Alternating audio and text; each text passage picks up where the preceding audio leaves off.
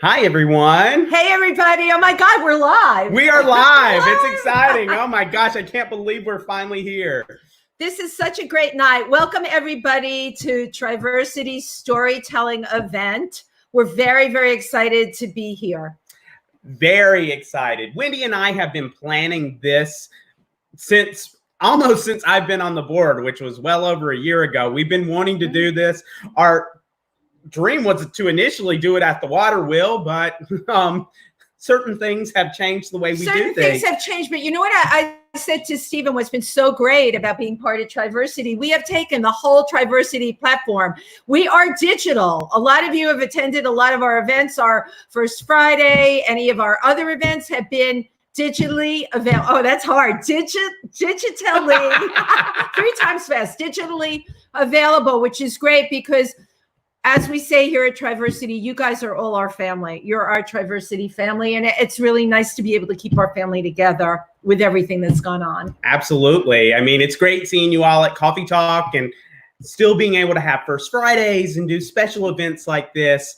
I mean, it's been great. I mean, gosh, thank goodness for technology. Thank goodness for technology. As much as it makes you want to do this, it is wonderful. You're much better at it than I am. I you know, any of you who know me, I'll perform anywhere live on a stage, or if you put a camera on me. But there's something about this whole technological thing, right? Where you got to press a button, and then sometimes something will go wrong, and you're waiting for the person to speak, and their sound gets drowned out, or they pixelate. Oh my God, that's the worst thing when somebody pixelates. Or when they have crappy internet reception like I do at my house. So I'm here at the center. We're here in which a is beautiful center. Yes, Yay, we've glammed it up. Happy Pride. So as we prepare to get started, just to give you a little heads up about what's going to happen tonight, you're going to see a new storyteller every 10 minutes, starting with Simone. And each storyteller, they were told to go around 5 to 6 minutes, though people don't really listen. So after their story's over, depending on how much time is remaining, our resident fabulous diva, Wendy, will give them a quick little mini interview before we move on to the next storyteller. Toward the very end, some of our storytellers are pre-recorded, so we will just go back to back to back to save time. But yeah, that's pretty much how the evening's going to go. You know, and how's that sound? That sounds great, right? Oh, Stephen, one thing, because, you know, when I interview, I tend to ask a lot of questions. You're going to have to poke me when you want me to end the interview. Okay? Well, I mean, I told Simone I can remove people easily from the stream, but she's here. So what do I do with that? There's no removal. And just to clarify anything for anybody, yes, Stephen and I are in the same room together. We have been isolated as friends over the last 3 weeks, spending time together. We're all cool, so I don't want anybody to worry about anything, so we can be here together tonight. Absolutely. That's my disclaimer. Okay. Should we get on with the show? Well, not quite yet. We've still got a few minutes, and we still have some things to We do. Oh, there we go. That's right. I don't know what I would do if this guy weren't here to remind me of all the things. There's just so many things. So one of the things we want to tell you all about is if you want to make a donation tonight, you can go to TriVersityCenter.org on our website to make a donation to us. As my mother raised me to say, all donations gracefully accepted. All right. And then we have a really exciting announcement about a brand new workshop. We are offering a 6-part workshop called Mindfulness Meets Magic. I love the title. I love the title too. Right? Isn't that great? And I guess it's really to focus you to how to make things happen, probably naturally, using the powers of the universe in your life, using your own personal Jedi, because we each have a Jedi inside of us, right? So we have an amazing guide. I'm more like Darth Vader, but I mean, keep it real. But maybe this will bring out the better Jedi. That's right. Bring out your best Jedi, right? So Pat Tallman will be our guide for this. And this workshop is starting Monday. Again, it's a 6-part workshop starting on Monday. And for more in-depth information, go to TriVersity's Center on Facebook, as you are doing tonight. Yep, exactly. Unless you're on YouTube. And if you are on YouTube, go to www.facebook.com/TriVersity Center. for more information on this and all the other stuff. All the other stuff we're doing. Oh my God, the YouTube channel. Tell them about the YouTube channel. Yeah, we have a YouTube channel. Maybe you're even watching this on the YouTube channel right now. We don't have enough subscribers to have a unique hyperlink yet. So we're working on that, but we'll make sure to include in the comments at some point over the evening the link to our YouTube channel so you can smash that like button and hit subscribe, and we will love you forever. And another group to thank is the Greater Pike Community Foundation, who has been so generous with us, and they're actually sponsoring our ICARE program. So many thanks to them. We can't do what we do without organizations like the Greater Pike Community Foundation. I know not everybody knows what ICARE is, so can you tell them what ICARE is? So it's amazing. ICARE stands for Increasing Community Awareness Through Relevant Education. And this was actually the brainchild of our original executive director, Patty Tomaszewski. And basically, we're going to start offering programs that educate the broader community about our issues, in addition to programs like Mindfulness Meets Magic, which are more personal growth programs for not just people outside of our community, but us as well. So ICARE is truly wonderful, and we're so glad to revamp this set of programming. Yeah, it's totally great. And isn't tonight the first ICARE event we're doing? It's the first ICARE. Our really revamped. God. There used to be ICARE events plenty back in the day, but yeah, this is our new revitalized ICARE program. And I can't think of a better way than to do this storytelling event tonight with Pride being here. We don't have to tell everybody it's been an incredible, in so many ways, incredible year.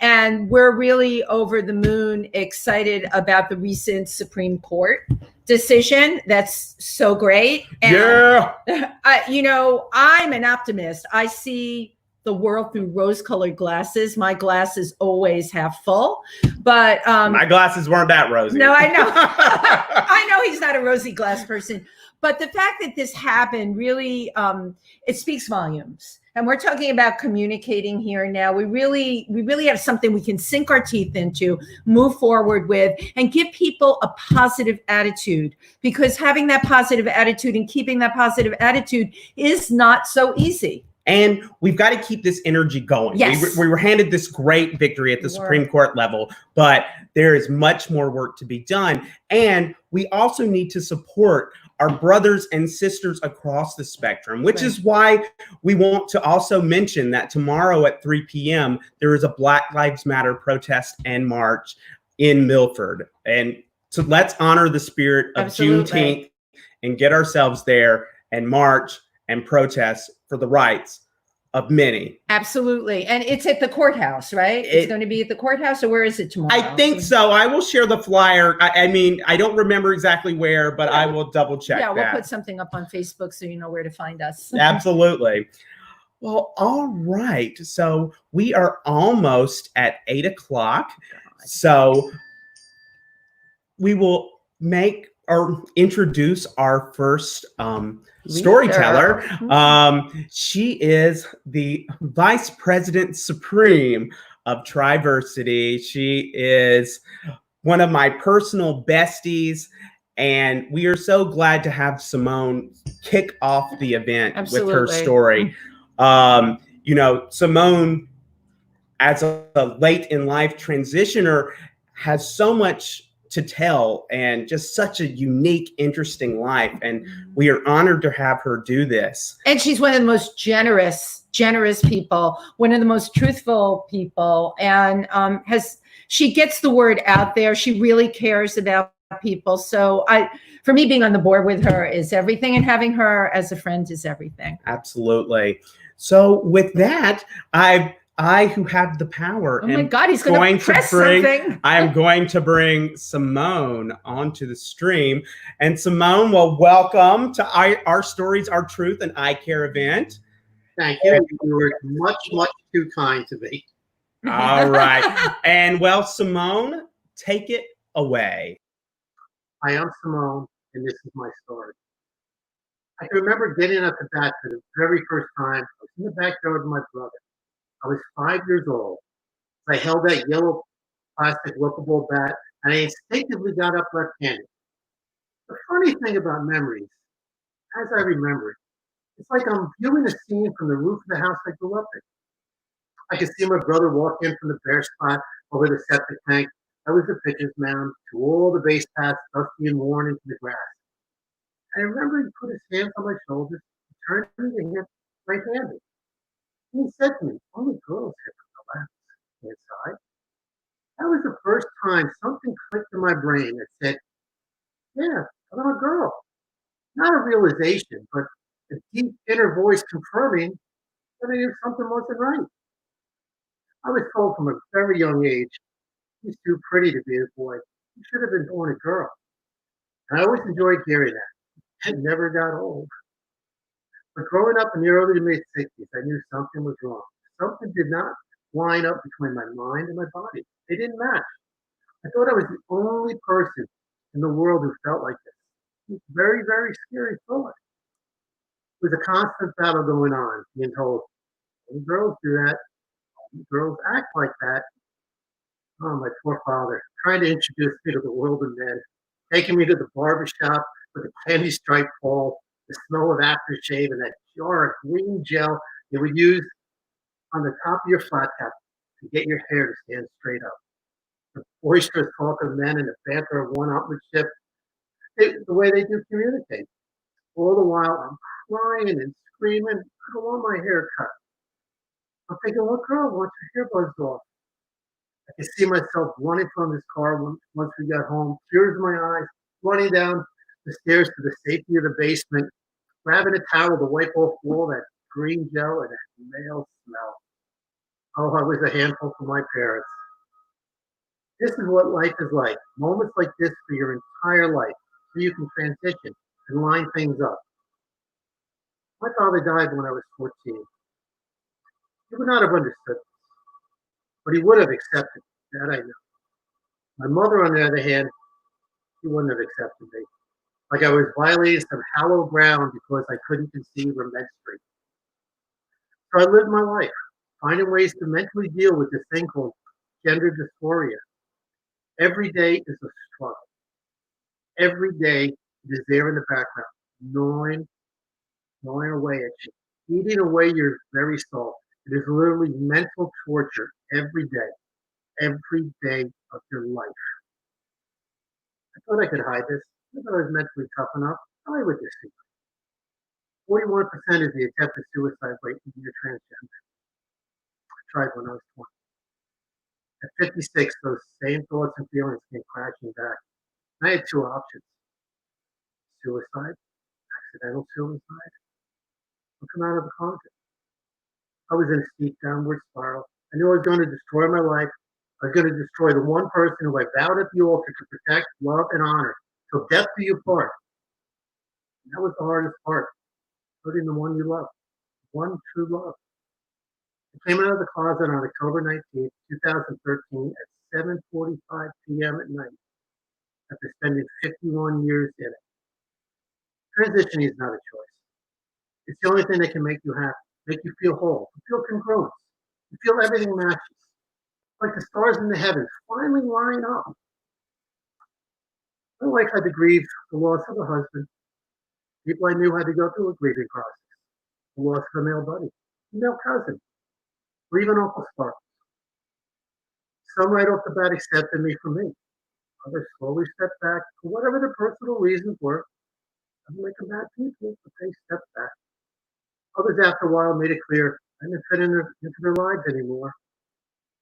The head of the Association of the Aikido in Middletown, New York, who I considered a friend, who I taught and trained under his guidance for 32 years.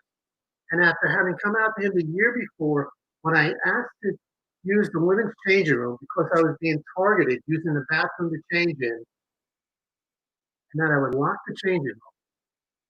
So I was the only one in the dressing room, so as not to make any of the other women uncomfortable with this. As he walked me out onto the mat and then announced in front of the class, "You're not a real woman, and the changing room is for real women only." As he then turned and abruptly stormed off the mat to hide in his office.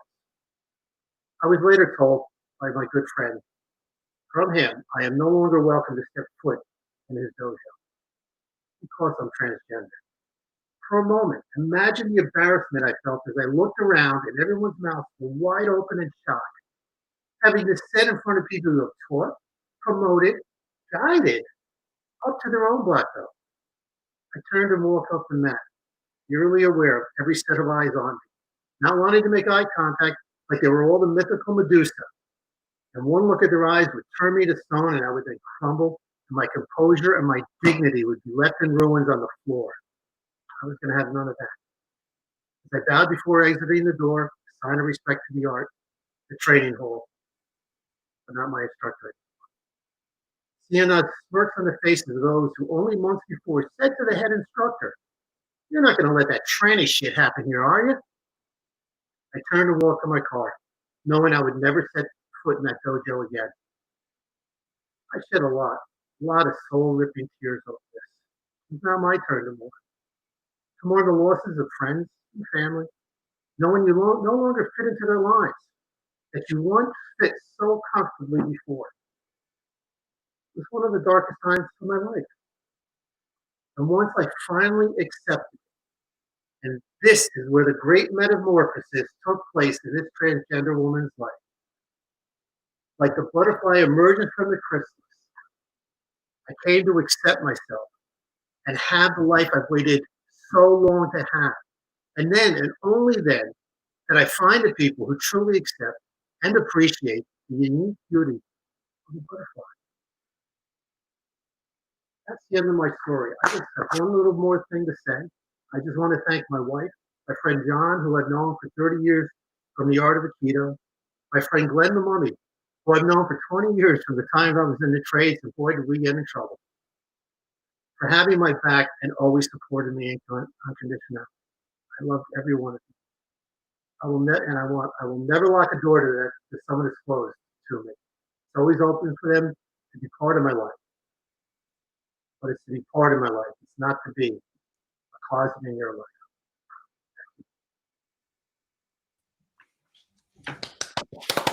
Wow. Bravo. Thank you, Simone. Simone. Quite a story. That's quite a story. I have to ask you, I mean, you've been through it, the loss of long-term family and friends, okay? But you had to sacrifice that to emerge as this butterfly. But how do you deal with that, right? How do you deal with them falling off and not only not supporting you, people that you obviously knew for such a long time, and then boom, they turn their backs? Well, writing this story helped a lot. And this kind of put a lot to bed for me, kind of really drilled it home to me. And it was kind of, it's done now. And that made me realize all the good people I have in my life that if I never transitioned, I never would have met. I never would have met Stephen, you, never would have met TriVersity, all the wonderful people that I've met. My life is just, I'm truly happy. It's wonderful. I mean, it's something I could never imagine, but I did dream of for 50 years. That's a really long time. And it's obvious now you're definitely living your dream. If you were to give a word of advice for somebody, as you said, transitioning later in life, because that's huge. It's way different than transitioning when you're in your 20s, right? Because later in life, you have, you've got your whatever house with the white picket fence. It's hard. What words of advice would you give? You never give up. Take baby steps, you're going to get there. Because trans people have we have the mental toughness that people cannot imagine having to deal with this every day. Share your truth. And you just share your truth. Wow. Well, Simone, we really appreciate you sharing your story, and we love you very much. And thank you again. Thank you. Thank you, everybody. Yeah. Thank you. Good night. Mwah. Wow, huh? Yeah. So I have the honor of introducing our next storyteller and the great pleasure of having her speak by doing Oh my God, you just twisted that. I just twisted it, but now I'm going to back myself out. Oh, no, Give it up for Wendy Stuart Kaplan. Thank you, everybody who've tuned in tonight. I'm going to be reading a chapter from my memoir called She's the Last Model Standing. I have been involved in the LGBTQ community for over 45 years. And by involved, I mean eat, sleep, drink. And 3/4 to almost everybody that I'm friends with is part of that community, or they're allies to that community. So my story in this book starts out with funny thing about my husband and I, we seem to always have a gay man living with us. I don't know what that's about, but my husband had this amazing friend named Manning Obregon, and he was from the Philippines. He was actually related to the Marcos family, right? And he and my husband had lived together in Paris. Manning was a wonderful illustrator, studied under Diana Vreeland at Vogue. And one of the things I love to tell people, before Alan met me, there was Manning, and he was really a better wife to Alan than I could ever be. But here we go. Here's the story.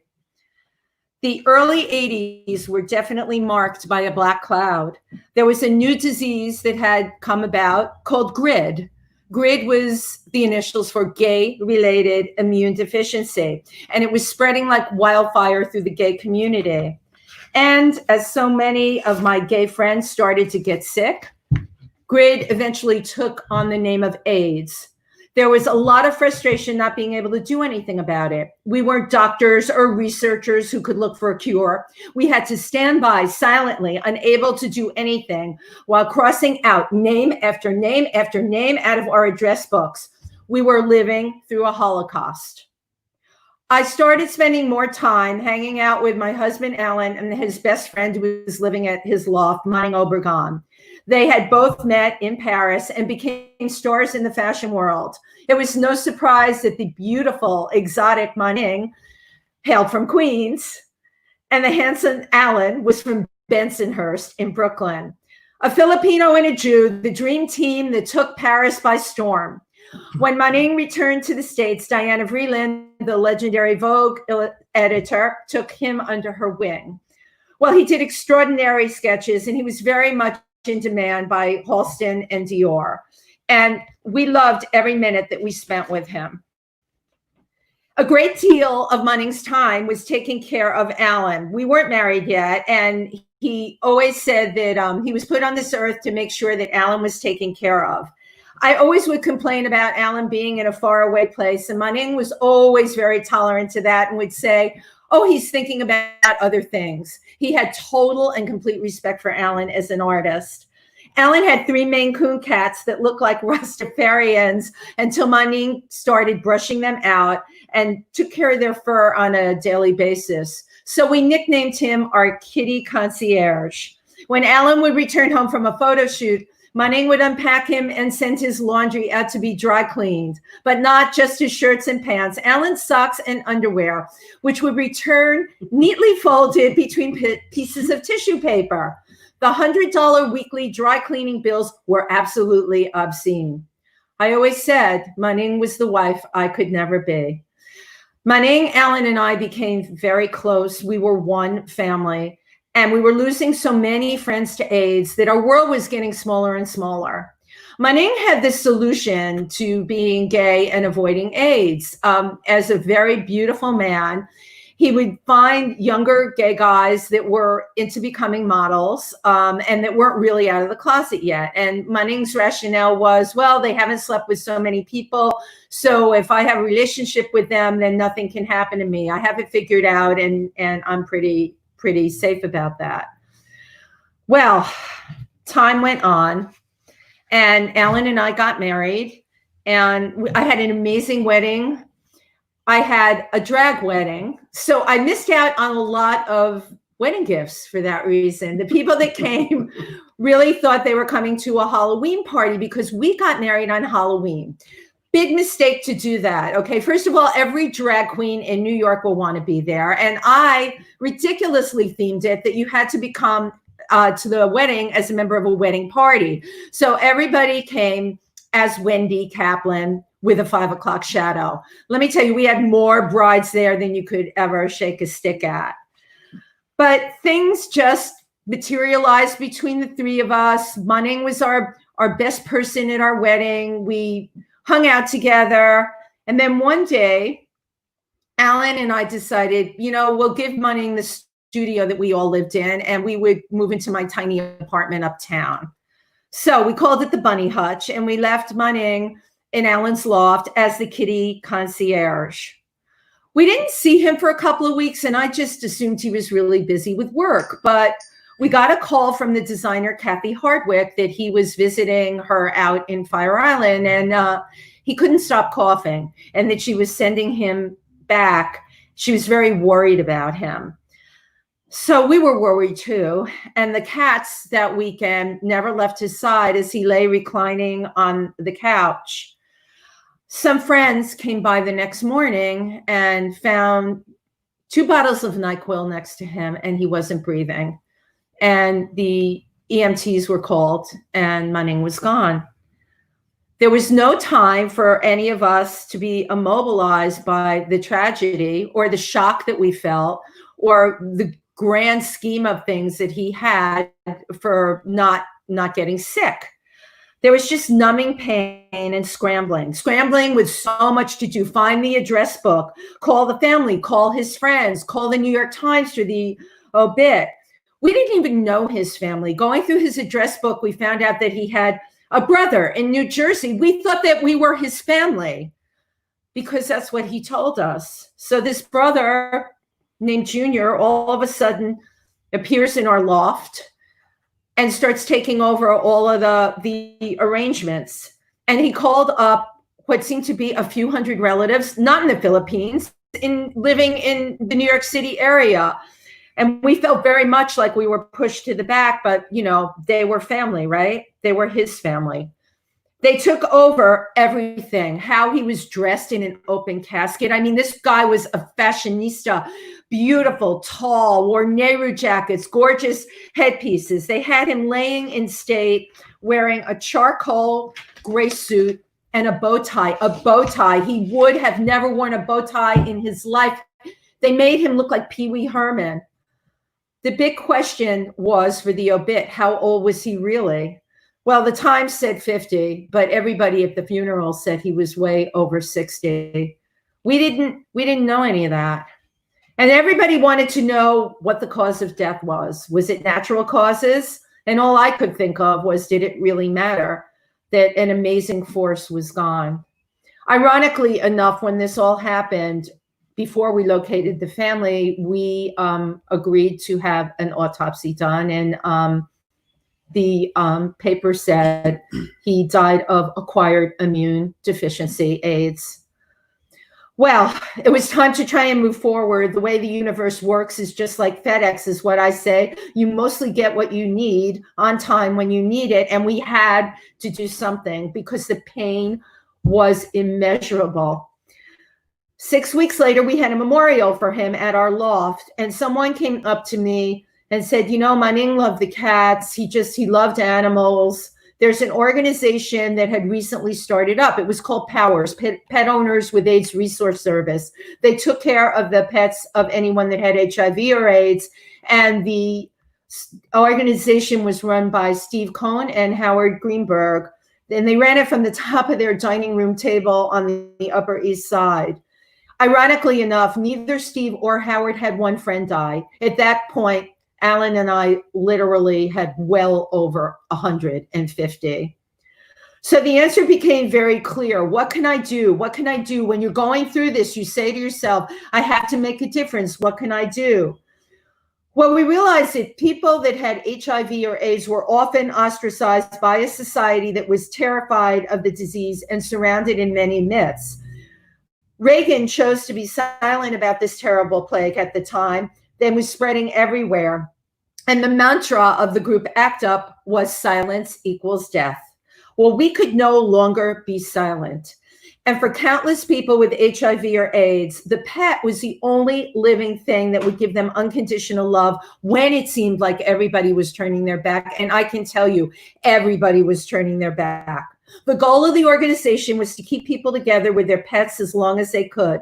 If you were too sick to take care of your pet, we would do that for you.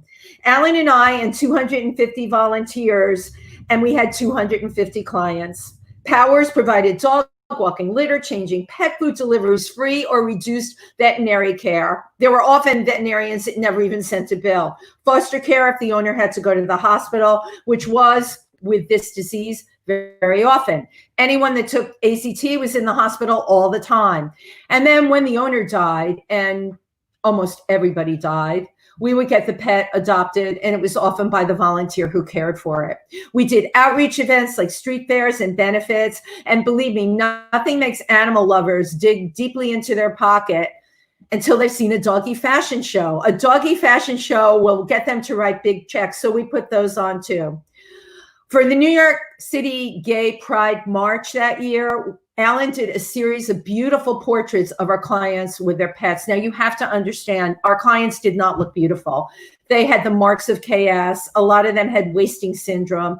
A lot of them just felt horrible. But Alan did these beautiful soft focus pictures with the person, with their pet, showing the emotion, the love that was between the two of them. The lighting was beautiful and the printing done so soft that they looked like paintings.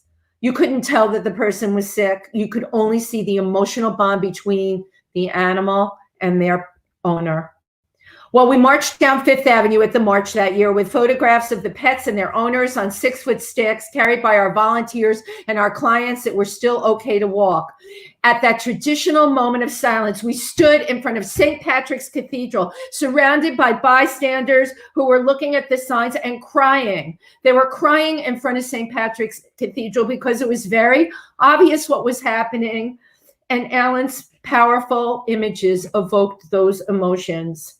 We became very close to our clients, and we became friends with many of them. The one thing that couldn't change was everyone that we helped ended up passing on. Those few that did hang on were rewarded with a new classification of drugs called cocktails. AIDS had finally become a somewhat manageable disease.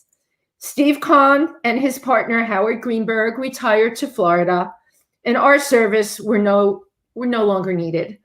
And that, ladies and gentlemen, was a good thing. Thank you. Thank you. Wow. That's some powerful stuff, Wendy. It's my story. Yeah, thank you so much. Thank you. And now we're going to go straight in and present our next performer. I have never had cookies so good in all of my life. So I am so happy to introduce the wonderful, the incredible Cookie Dough. Yum. Hello, darling. Hi, guys. All righty. Hey, how are you? Can you see me? We can see Get a little you. louder. Yeah, you could be a little louder. Wait, how's that? Is that That's better. Yeah. Oh, sorry. Way up. Okay. And now we're going to leave it here. So take it away. All right. Hi, everybody. My name is Cookie Dough, but for those of you that don't know me out of drag, my name is Michael. I am a Virgo currently residing in the hills of North New Jersey with my partner. I've been doing drag for about 1 year. August will mark my 1 year anniversary that Cookie has been born. I honestly struggled with this. This was hard. To take something and talk about yourself, there's so much to share. You know, did I want to share something that was sad? Did I want to share something that was depressing? Did I want to share something happy? Did I want to share something exciting? There's so much in my life that has happened that I couldn't pinpoint. It was really hard. I mean, it really is. I am an open book anyway, so no matter what you could ask me, I'm going to tell you no matter what. But when it came down to it, I felt like the best thing for me was to share that growing up wasn't always easy. Being a child, especially a gay child or a child who does drag, who fantasizes about putting on that wig, the heels, the makeup, going out and turning a show and having a great time. Growing up has always been hard. Being gay has always been hard because a lot of people don't realize that when you're gay, you have the choice and the decision to recreate your whole life. I mean, you have that no matter what, but when you're coming out of the closet, you're really not only recognizing yourself for the first time, but you're also understanding that, wow, maybe these traditions that I grew up with really don't affect me or don't bother me, or maybe I don't connect to them in a certain way. Maybe this religion that I grew up with really doesn't speak to me, and I felt like maybe I only practice it because my family and my friends practice it. It's really hard. I came out at the age of 24, and I think the most difficult thing that I've ever learned was that at that moment, it wasn't the fact that I had to open up and admit that I was gay, because that I didn't care about. Everybody knew I was gay. From the moment I came out of my mother's womb, I was like, yes, girl, I'm here. My poor mother had no idea. Coming out in that moment, it makes you open up your eyes and go, wow, I have to not only restart my whole life, but I have to really dig deep and find out what I like, what I don't like, what I want, what I don't want. Who am I? Because I didn't get to grow up where there was gay icons, where there was gay couples on TV, where there were gay parents, where there were gay boyfriends, where there were lesbians. Sorry, I keep saying gay. Lesbians, where there was trans. There was none of that until, I came out and I started doing drag, and I started going to the gay bars and into the gay scene. And that's when I've really met the most amazing people of my life, whether it's friends, acquaintances, other performers. Being gay, I always say I know I'm rambling on, I'm sorry. But being gay is so wonderful. I truly love it so much because I'm the type of person where I want to create my own life. I want my life and my home and my everything around me to be what I wanted, not what someone else wanted for me, not what mommy and daddy wanted because they had goals for me too, or what the priest wanted, or what my professors or grandma or grandpa or so on and so forth. It's at that point at 18, I realize the umbilical cord is cut and I get to live my life the way I want to. I respect my parents. I love my parents. But at the end of the day, I'm a human and I'm my own person, and I need to create and write my own story. So this is what I'm doing, and this is part of it. Cookie is part of it. Cookie allows me to explore that feminine side of me that I got to hide for 24 years. I thought about drag ever since a little boy. I used to put on mommy's dresses. I used to put on my sister Gina. Hey G, if you're watching this, had a gorgeous sequins pink dress my grandmother made for her senior prom. Ooh, when I got my ass in that, I loved it. I was like, yes, girl, come through. But long story short, this is who I am. I struggled with what to speak about. I kind of just let things come out how they came out. At the end of the day, this is your story. This is your life. This is your decision. And this is exactly what you want it to be. Remember, at the end of the day, that when you go to bed, you have to love yourself first, and you have to love yourself the most in order to spread love to everybody else. And I hope we are out there spreading love, because I know times are hard, times are tough. Wow, there's just so much going on that I'm literally, this is the first time where I'm lost for words. And I was just like, I'm going to ramble. But anyway, let me wrap this up. I'm sorry this was such a hodgepodge of information, but you know what? That's what makes a good cookies. When you just throw some ingredients in there, mix it all up and have some fun. Because honestly, at the end of the day, life is short. We only have one life to live, and live it how you want to be. Live how you want your life, how you always pictured it, how you dreamed about it. And that's what I do. I grabbed that bull by the horns and I said, come on, daddy, let's go have some fun.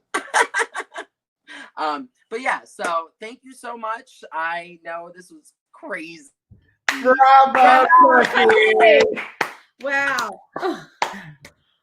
Oh my God, guys. So Wendy, you want to ask Cookie a question before? Well, I have a couple of questions, but I'll be brief. I loved your story. I love that you said each and every one of us. This is my story. This is who I am.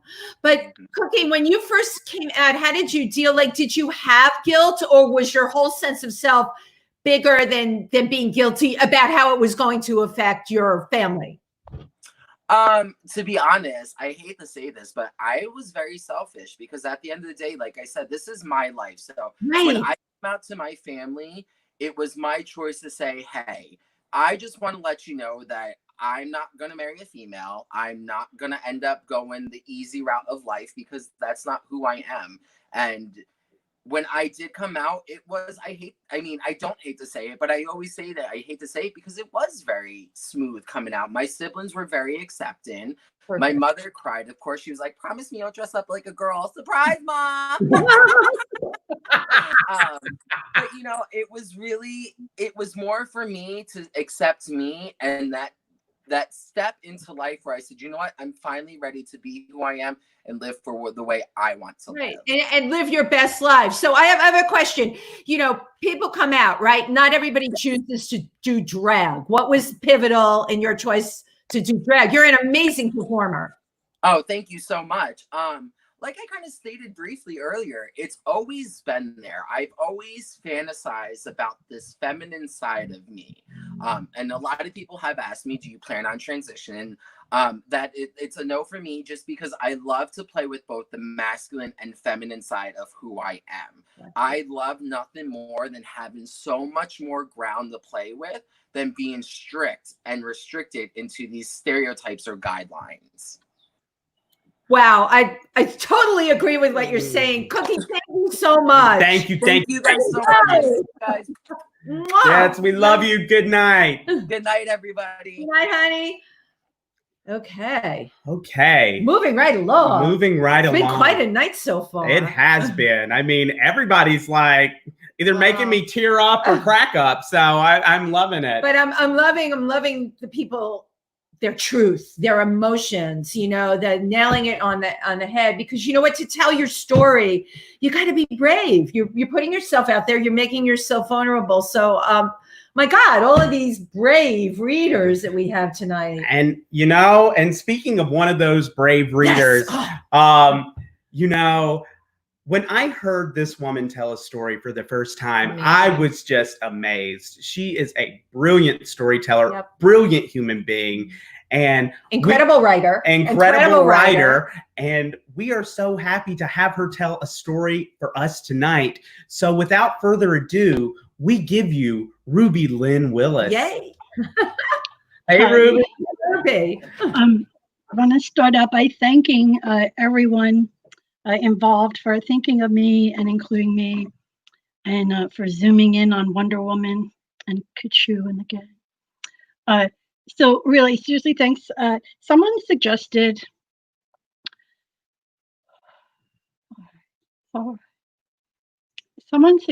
that I share about Dominic in a story. So I went back to the last time I wrote anything, and that was I had written it when I was in Australia, and I found out who the story is about. It was just Dominic Peluso Jr. As life would have it, tomorrow, for the very first time, I'm going to be meeting Dominic's brother. So I told him about tonight, and I said, well, you know, I thought I'd be coming to you tomorrow, like all strong and, you know, like stoic, because it's been 20 months. You know, I count the months like a mother, you know, because it makes time seem more manageable that way. Because who could imagine that you would be gone for 20 months? So this story is in the form of a letter with excerpts from the past and the present and a little bit for the future. So for Flannel, and who stole Dominic's heart and has since stolen mine, for you, Dominic, forever friends. We spent time together, well, it was twice. It was twice before I left for Australia, and well, neither one of us was planning on the second time. but the color wasn't just right.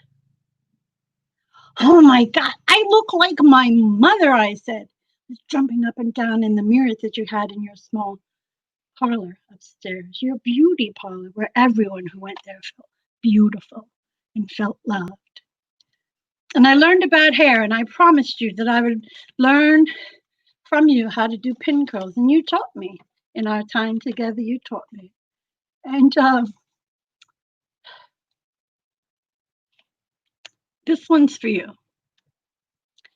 So on a hot, humid day in the summer, your hair doesn't always do what you want it to do. You taught me that too. I learned a lot of things from you, Dominic, like how important it is to be greeted by a cat in the window when you least expect it. We talked about your kitten. We talked about Flannel. Oh my God, you're like, who names a cat Flannel? I since found out from Jill, who trusted our friends. You know who you are. Trusted our friends, Jill of Jill's Sparrows. I was in Australia. She didn't know me. Thank you, everybody who worked to make that happen. So here's the thing, right? So you're like, I just want to have a cat it's in reverse, in the window when I come home to greet me. And you know what, Dominic? She does. Your Flannel has turned into a little poof. She's as soft as a Russian blue could be. This in here, when you scratch her neck, it almost feels like it doesn't exist. If air could feel warm, it's her. It's called plush. She is plush, Dominic. She doesn't need a hairdresser. She wakes up with perfect hair every day, Russian blue perfection. I call her my puppy cat. Oh, Dominic, if you could have gotten a puppy and a cat in one pet, this was the one, from up and down and back and forth. She's even escaped twice since she came here to live with me since you said goodbye without ever saying goodbye. But she's so fucking cute. She is everything you would want for me in a cat. I could imagine us talking about that now and me finally saying to you, thank you. I didn't know I needed this Russian blue, crazy, fat-tailed, fluffy cat. But she did, and you did. And I'm the fortunate one. I'm still here, Dominic. What you don't know is that I'm writing this to you. I don't know where you are. I don't understand spiritual things, but I know you're not in the pain you are in. So here's the thing now. Dominic, you would think I could only tell this to my hairdresser, the way we tell hairdressers things, right? But get this, it's 2020. We, as earthlings, as a planet, I know, no, hold on, wait. The cat is my sanity. I started gardening like you had the gardens in the back by your little pond. And why do I do that, Dominic? Because it's a fucking pandemic. It seems something happened where something jumped. I don't know, the virus. Wash your hands a lot, but you did that as a beautician. This is not new to you. I even miss you in the midst of pandemic because, what would you be doing about people's hair? Would you be sneaking off? They'll touch up here. Well, we're open, PA, now, and most people I know are open. So thank you, TriVersity, for inviting me. I'm going to close with this thought.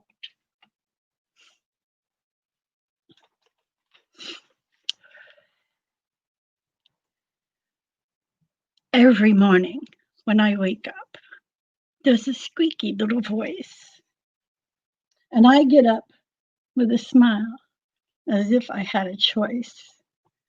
But the truth is, Bonnie Blue owns me now the way she once owned you.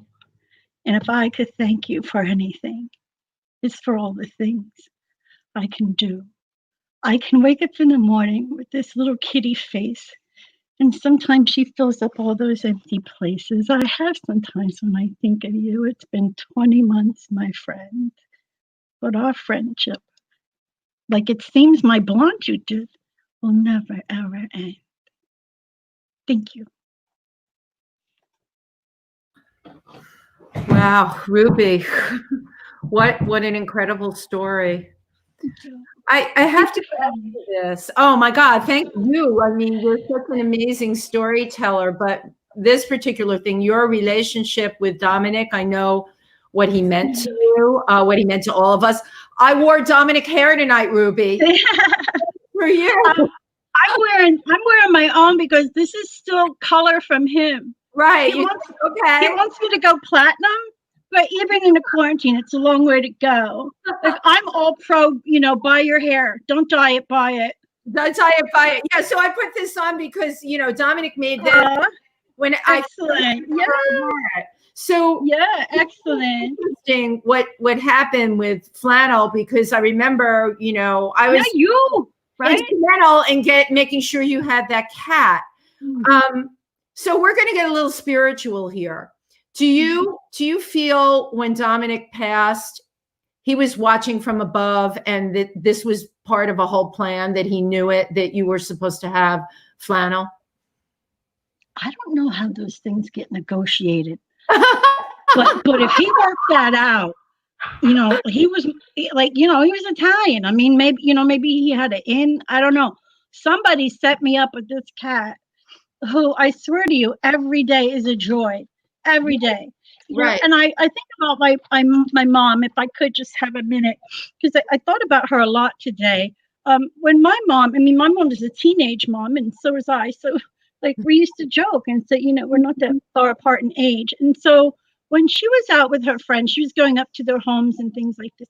I would come home for a visit, and I would be there, for a Friday night, and it would be like after she was done with work and everything, and we would go to play. She would go to play cards, and I remember, and this is, you have to remember the times. It's probably like 1970.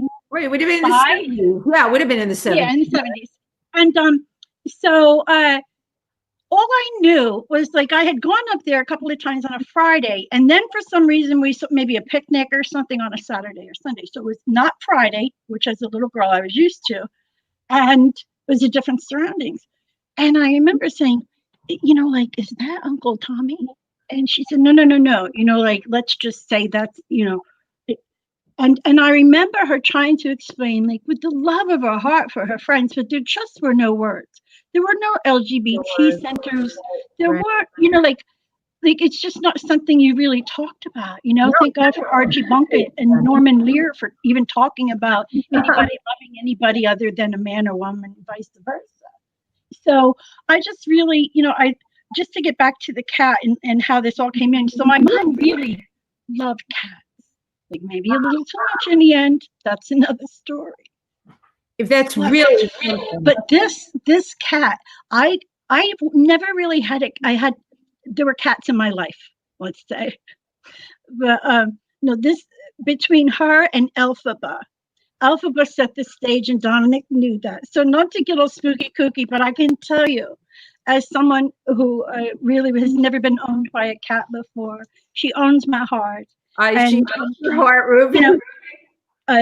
It's a really good thing. It's a really good note to move along to the next person, because there's nothing more wonderful, like when you were talking in your story about the pets during those early years, so much loss. And thank you for doing that, because you didn't even know I was going to, put this more about her name is Bonnie Blue now. All right, here's the end of it. I was going to ask you.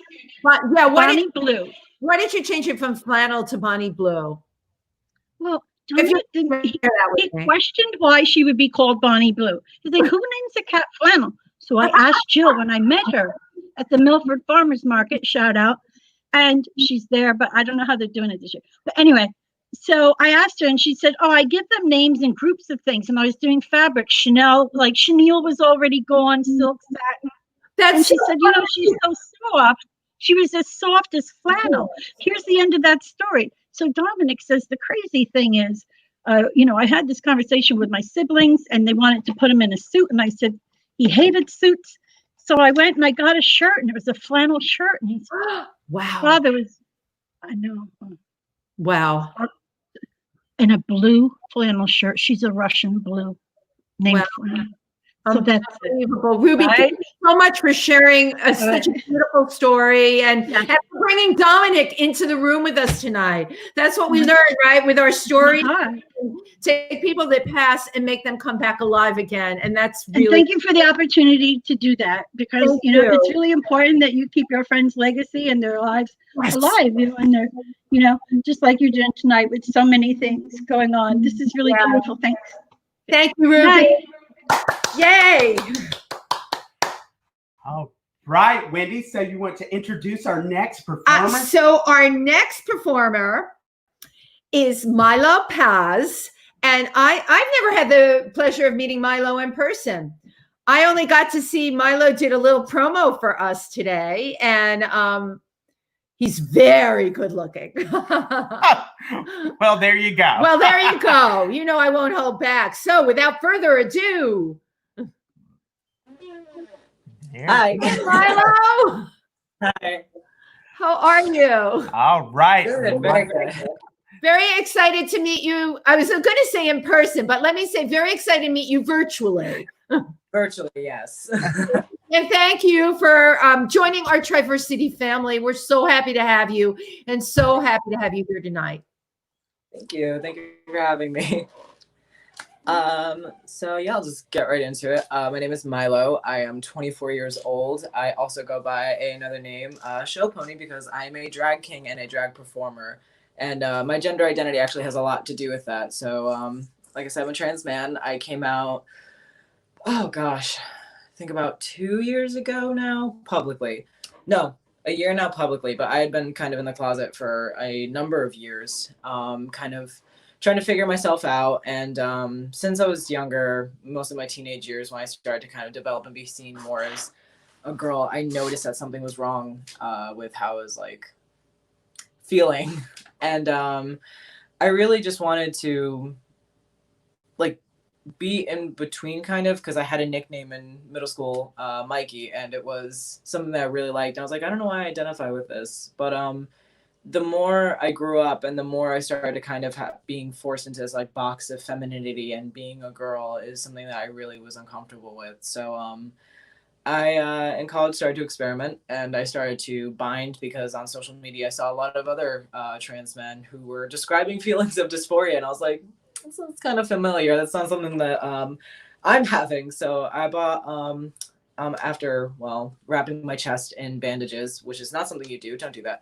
I bought a chest binder, and I was like, oh, this is what's wrong. And ever since then, I tried to figure myself out, but it was a bit harder for me because I still liked a lot of feminine things. I still liked, makeup and heels and dresses and all these things. And I didn't know what was wrong with me, really, because I was like, I can't be, I can't identify as this trans guy and want to be a guy if I still like these things. And, from where I'm from, there is a queer community, but it's not very big. And I really wanted to have a queer experience. So a few years ago, I started going to drag shows and trying to make more friends. And the first drag show I ever went to was in New Paltz. And the people who become my drag family and some of my closest friends, actually, I saw them and they inspired me, because I saw for the first time these gay men who were in makeup and dresses and heels and all things that I liked, but were still able to identify as men. And I was like, if they can do that, why can't I? So that really kind of launched myself into it. And I fell in love with drag, and I fell in love with, all these things. And it really helped me gain the confidence to experiment with my gender and how I wanted to present and how I wanted to be. So, and they were completely supportive. They are the most idiotic bunch of loving people, but it really helped me just kind of branch out and get more confident. So my mom actually asked me if I was trans, because I was showing more signs of it. And she asked me, and we talked about it, and she struggled at first. She cried a lot. She had to, her biggest fear was that I was going to walk through the door one day. She wasn't going to know who I was. And but once that initial fear kind of settled, it got a lot easier. And once you realize that I'm not changing, you know, I am changing, but I'm just gonna be myself, but happier. And you know, when I first kind of started experimenting with my gender and hiding, I was going through a very rough time, and I did have a suicide attempt, which kind of reset everything. And that kind of really put things into perspective with me after I got out of a week stay in a hospital, which was like, okay, I could either, you know, fade away, or I could try and figure out what's wrong with me, because I was afraid to admit that I was trans, because, you know, it's hard when the media representation that either we're all being killed, we're a joke, or it's never good and you don't see yourself represented. So I threw myself kind of into trying to figure myself out, and I'm very happy that I chose that way instead of the latter. But eventually I had to come out to my father, and he's very he's Puerto Rican, so he grew up in a traditional like Latinx household. So he kind of had a very hard time accepting that. And I came out to him a year later, and it's because I was on hormones for about like 3-4 months at the time, and it was getting harder to kind of like hide that I was getting a beard, and hide my voice was dropping, and hide the masculine features that were happening. It was also very hard, you know, having to switch and hide that I was doing drag, and hide that I was doing, you know, hormones and everything else. And I was just sick of hiding, and I wanted to be out, and I wanted to, you know, just be myself. So I came out, and he did not take it well, but surprisingly he did give support, and he's been a lot more supportive now. He still struggles with things and still says some dumb things, but I'm actually very pleasantly surprised with how he's tried to learn, especially because he grew up, you know, in a traditional Puerto Rican, like Cuban household. So it was very much just like machismo, like, I'm not listening to this. If you're gay, it's bad. And, you know, but now I'm able to talk to him, and he calls me by my, you know, name, Milo. And that's a very nice thing. And he's actually interested in my drag. He's still struggling with it, granted, but I know it was a very slow process, but I'm very pleasantly surprised with the progress that has been made. But now I am, you know, here. I am I'd like to say successful in drag. I love, you know, performing all over New York State. I'm trying to expand doing that. A lot of my drag is very political in the sense of, you know, my body and my presence as a trans person is, you know, a statement. And whenever I get into drag and I go out to a venue, I'm like, okay, I'm here. Me being here is a powerful thing, because a lot of, unfortunately, queer spaces are exclusionary towards trans people. They are very transphobic towards trans men, trans women. I've had a number of transphobic experiences in gay clubs, and I really want to normalize trans people doing drag, because it is, you know, drag would not exist if it were not for trans people who pioneered it and started it. And unfortunately, things like Drag Race are like a cookie cutter for drag, and unfortunately RuPaul is very transphobic. So me doing drag and showing everyone that it's for everyone, and you can do it, and it's a fun thing. I love making people feel good or laugh or just, you know, have a good time with me, and also doing very political numbers about my identity as a trans person and my experiences with that, you know, and calling out things within the community that do need to change, like the racism and transphobia. So yeah, I was on my way, and then Corona happened, but I've still been trying to put that out there as much as possible. So, you know, I went from a few years ago, oh gosh, not even a few years, because it went by so quick. I'd say, I think 5-6 years ago, to this very depressed, anxious, closeted person who was suicidal, to now I am, you know, I've had top surgery. I'm in a very loving relationship, and I'm open about it. I can be openly trans. I'm very open about my experiences, and I have a wonderful queer family. I'm enjoying my drag and my life and everything. So yeah, I'm very happy that I chose to kind of figure myself out. So I think that's about it for my story. I don't really know if I have anything else to add. First of all, you are so delightful. You're enlightening. Your realization of self has completely blown me away. You're in your early 20s, and let me tell you, Milo, you get it. All right. The gay community can often be transphobic. And here you are, you're trans, but you're also doing drag, right? Yes. And you have incredible support. And how do you have the guts to do this? That's what I want to know. I don't know. You're just doing it. You know what I'm saying? You're just doing it, and you had a low point. You did. but you built from there. And I look at where you are now and I feel the joy that's coming from you, and you're sharing it with everybody tonight. How, what do you think if you were going to name one thing, two things, three things? Like how I started doing this, No, or just how you, you're going for it, and nothing is stopping you. That's a huge thing for somebody to be able to do. What do you think are your markers that allow you to do that keeps you so comfortable in your own skin?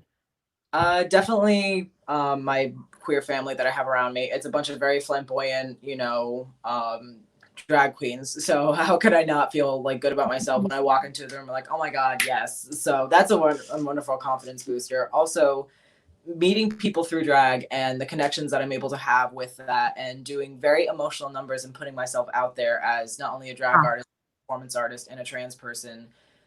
My favorite numbers are ones where I get to connect with people and they come up to me afterwards. They're like, I didn't know I could do drag, or your number as, this trans person spoke to me and it meant a lot to me. And that's like a big thing, is I really want to connect with people and be able to and talk as much as I can about these issues that I don't see being talked about as much as they should be. So that's a big pusher.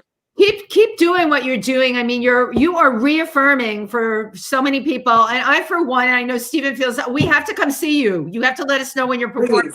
Be there. Yes, okay? absolutely. My goodness, yes, definitely. Thank you. Thank you so much for being here tonight. Thank you for having me.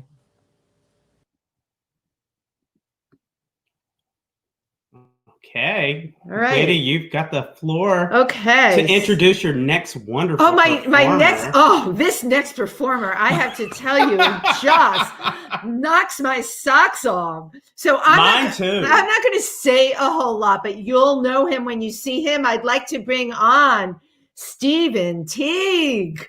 Here we go. Oh, well, hold on. Hold on. Fix you. It's got to fix myself. Okay. Can't ring the doorbell looking like that. Hello, my name is Stephen Teague, and I am a member of the Church of Jesus Christ of Latter-day Saints, a convert at age 17. So what exactly inspires a flamboyantly gay teenager from the heart of Southern Baptist country, no less, to become a Mormon? Well, to quote Genesis, in the beginning, or at least around age 5, I knew there was something different about me, especially as it related to my interaction with other boys. Soon, the other boys caught on to this, which led to a childhood rather memorable for its bullying. Sissy and little girl were descriptors of which I became well acquainted. If only the hate could have stopped there. Unfortunately, by the time I entered junior high, rarely was I called a girl anymore. Faggot became my second name, and this really hurt. Making matters worse was my very own subconscious. I started having visions in the night, visions with the not exactly happy endings that seemingly confirmed every slur. As a survival mechanism, I managed to convince myself that these visions were merely transmissions sent from the devil. I mean, I obviously wasn't gay. The Cindy Crawford swimsuit poster over my bed proved that, right? Okay.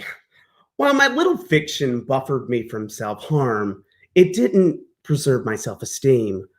I began feeling increasingly helpless, and by the time I entered freshman year of high school, things felt bleak. But you know what? Inside me was a fierce flaming queen ready to ignite with the tiniest spark.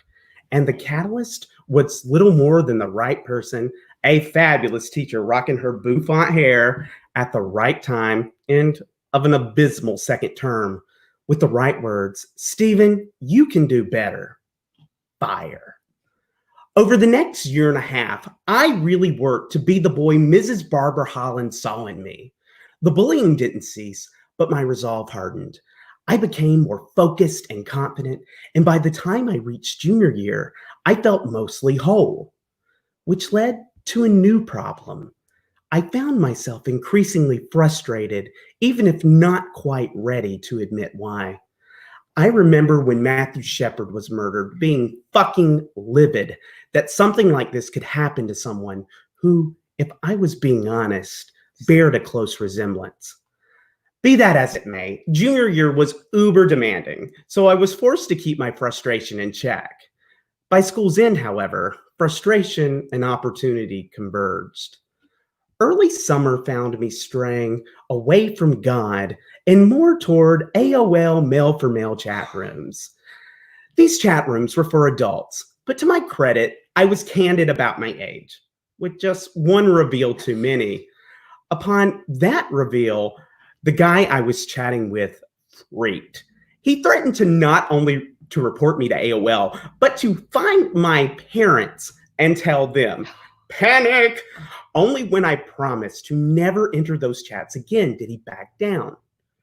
I couldn't help but think that this was divine intervention, a course correction on high. I was now in limbo, but that would soon change. I was set to go on a mission trip with my First Baptist Church in Woodruff, South Carolina, to a much less fortunate southern state, repairing homes for those in need. Thus, it was in Alabama, bless their hearts, on a blazing hot roof, where I first sighted my tour guides to a new path. Two young men going door to door in suit-adjacent attire, sans jackets. I inherently knew they were Mormon missionaries, and yet here I was, all too quickly climbing down that roof. Perhaps the part of my brain that convinced me Satan was transmitting my pervy dreams also convinced me that in a war of missionaries, Stephen the Baptist would prevail over the cultist Mormons. Alas, I was no match for the 20-year-old elders, because as I began talking to these men, these gorgeous men, I felt God leading me in a new direction. The missionaries gave me the Book of Mormon, which after a few weeks and more like days of study, led to my decision to join the church. Now, you don't just get to wake up one day and declare you're a Mormon. The conversion process is mildly rigorous. I had to endure a number of counseling sessions with elders similar to those I dueled with in Alabama. But I was a man on a mission. These new missionaries could have said pretty much anything, and boy, did they. Still, this little Baptist was getting dunked in that Latter-day swimming pool. And within 4 months of my meeting the Alabama missionaries, I was a baptized and confirmed Mormon, ready to move forward on God's divine path. Bring on that temptation, Satan. Heavenly Father will never lead me astray again. Righteous as all that sounds, looking back, was I really taking this that seriously? My best friend at the time, Jonathan, always had two pet names for me, Loser and Moron. Nice. Anyway, on learning of my desired conversion, Jonathan converted Moron into Moroni. In case you don't know, Moroni is a central figure in the church. In fact, it's the angel Moroni who first visits Joseph Smith. Surely a most devout novitiate would have acted vehemently in the face of such blasphemy. Instead, the worst Jonathan received from me was my patented eye roll, and typically I smirked. The inevitable was coming. I was solidly devout for a month, maybe two, but of course my frustration hadn't disappeared. It was merely on hiatus, and once the newness of my conversion wore off, it was only a matter of time before I channeled that frustration, embraced the devil that was my own brain and body, and began charting my divine path. The world then began to come alive, and to quote Genesis, it was very good. Thank you. Wow. Wow, Stephen, I had no idea about any of this. Surprise! So this is just, so you didn't come from a Mormon family. No, right. I would have been the only Mormon in Woodruff, South Carolina when I Right, and you're an only child, right? And I'm an only child. Right, so how much of this did your mother get or know? Well, I don't know how much she got or knew. All I know is she's like, how are you going to tell your grandmother? And I will tell you, there were two coming out moments in my life to my grandmother. And one was being gay, and I was outed to my grandmother.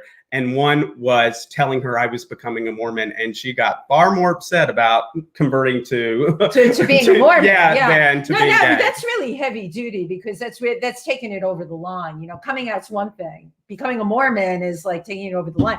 I can't help but laugh though. It was these two door-to-door salesman Mormon they were pivotal, right? They were pivotal. Wow. My best friend Sydney was like, "Let's go talk to the Mormons," and I was like, "Okay." You're like, oh yeah, ready for and that. I did the stupid thing that I imagine a lot of people do, and they're like, "Oh yeah, that's John Smith, right?" And they were like, "Joseph," and I was like, "Oh, good." I really feel. So in terms of time, how long were you a Mormon for? I mean, I guess technically I still am, though. If they hear this story, they'll probably. Oh my gosh! Wait, I'm learning all these things about Stephen tonight. I'm inactive in the roles because I haven't really done anything, but it's not like I've proclaimed that I'm no longer a Mormon or anything like that. Right. So I guess once a Mormon, always a Mormon? Is that how it rolls?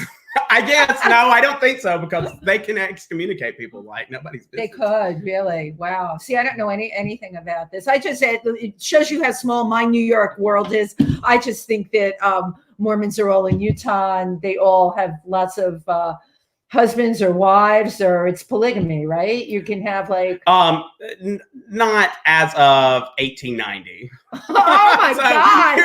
Where the heck am I? All right, Stephen.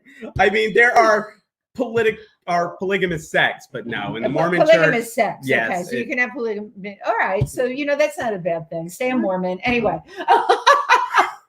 Just kidding. That was a bad Mormon joke. Okay. Thank you. I always tell people I love doing these interviews because of the backstory. And again, a lot of you know Stephen. All you know Stephen. What an amazing backstory. Thank you so. I'm just sitting here. I'm in awe. Well, you should be. Well, we're waiting on our next performer to kind of enter the studio. So we have a moment or two. Okay. What are your thoughts about the show thus far? I'm so loving the show. I mean, what is amazing to me is it's hard to get in front of a camera and lay your soul out there, lay your feelings out there, or tell a very intimate story. And the people here tonight, we're all just telling aspects of ourselves and sharing it with whoever is watching. We don't know who's watching, and that's it's challenging to make yourself so vulnerable. Absolutely.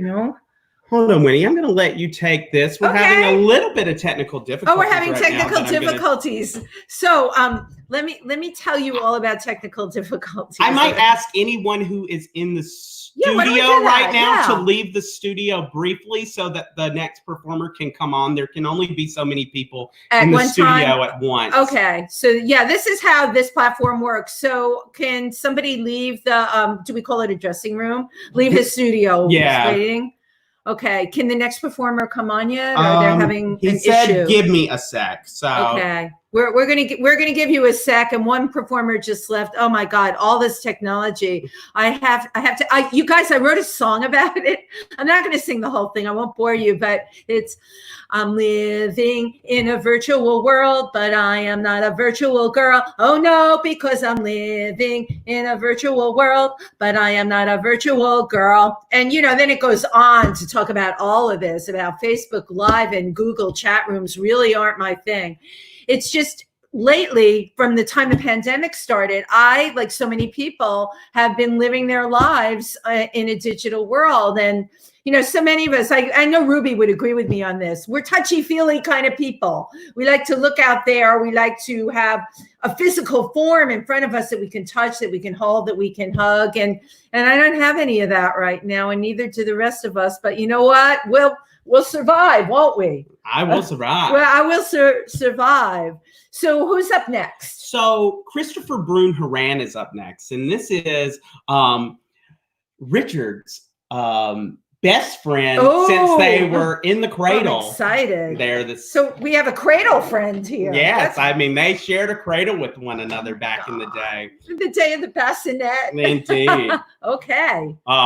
Chris, I don't think he's sharing this story tonight, but he has a story about that he describes Richard in, which is really, really funny. But are you we'll going to tell us that story? We'll save that story. We'll save that story for another day. We want that funny story about Richard and his bassinet with Christopher Brune-Horan. Okay.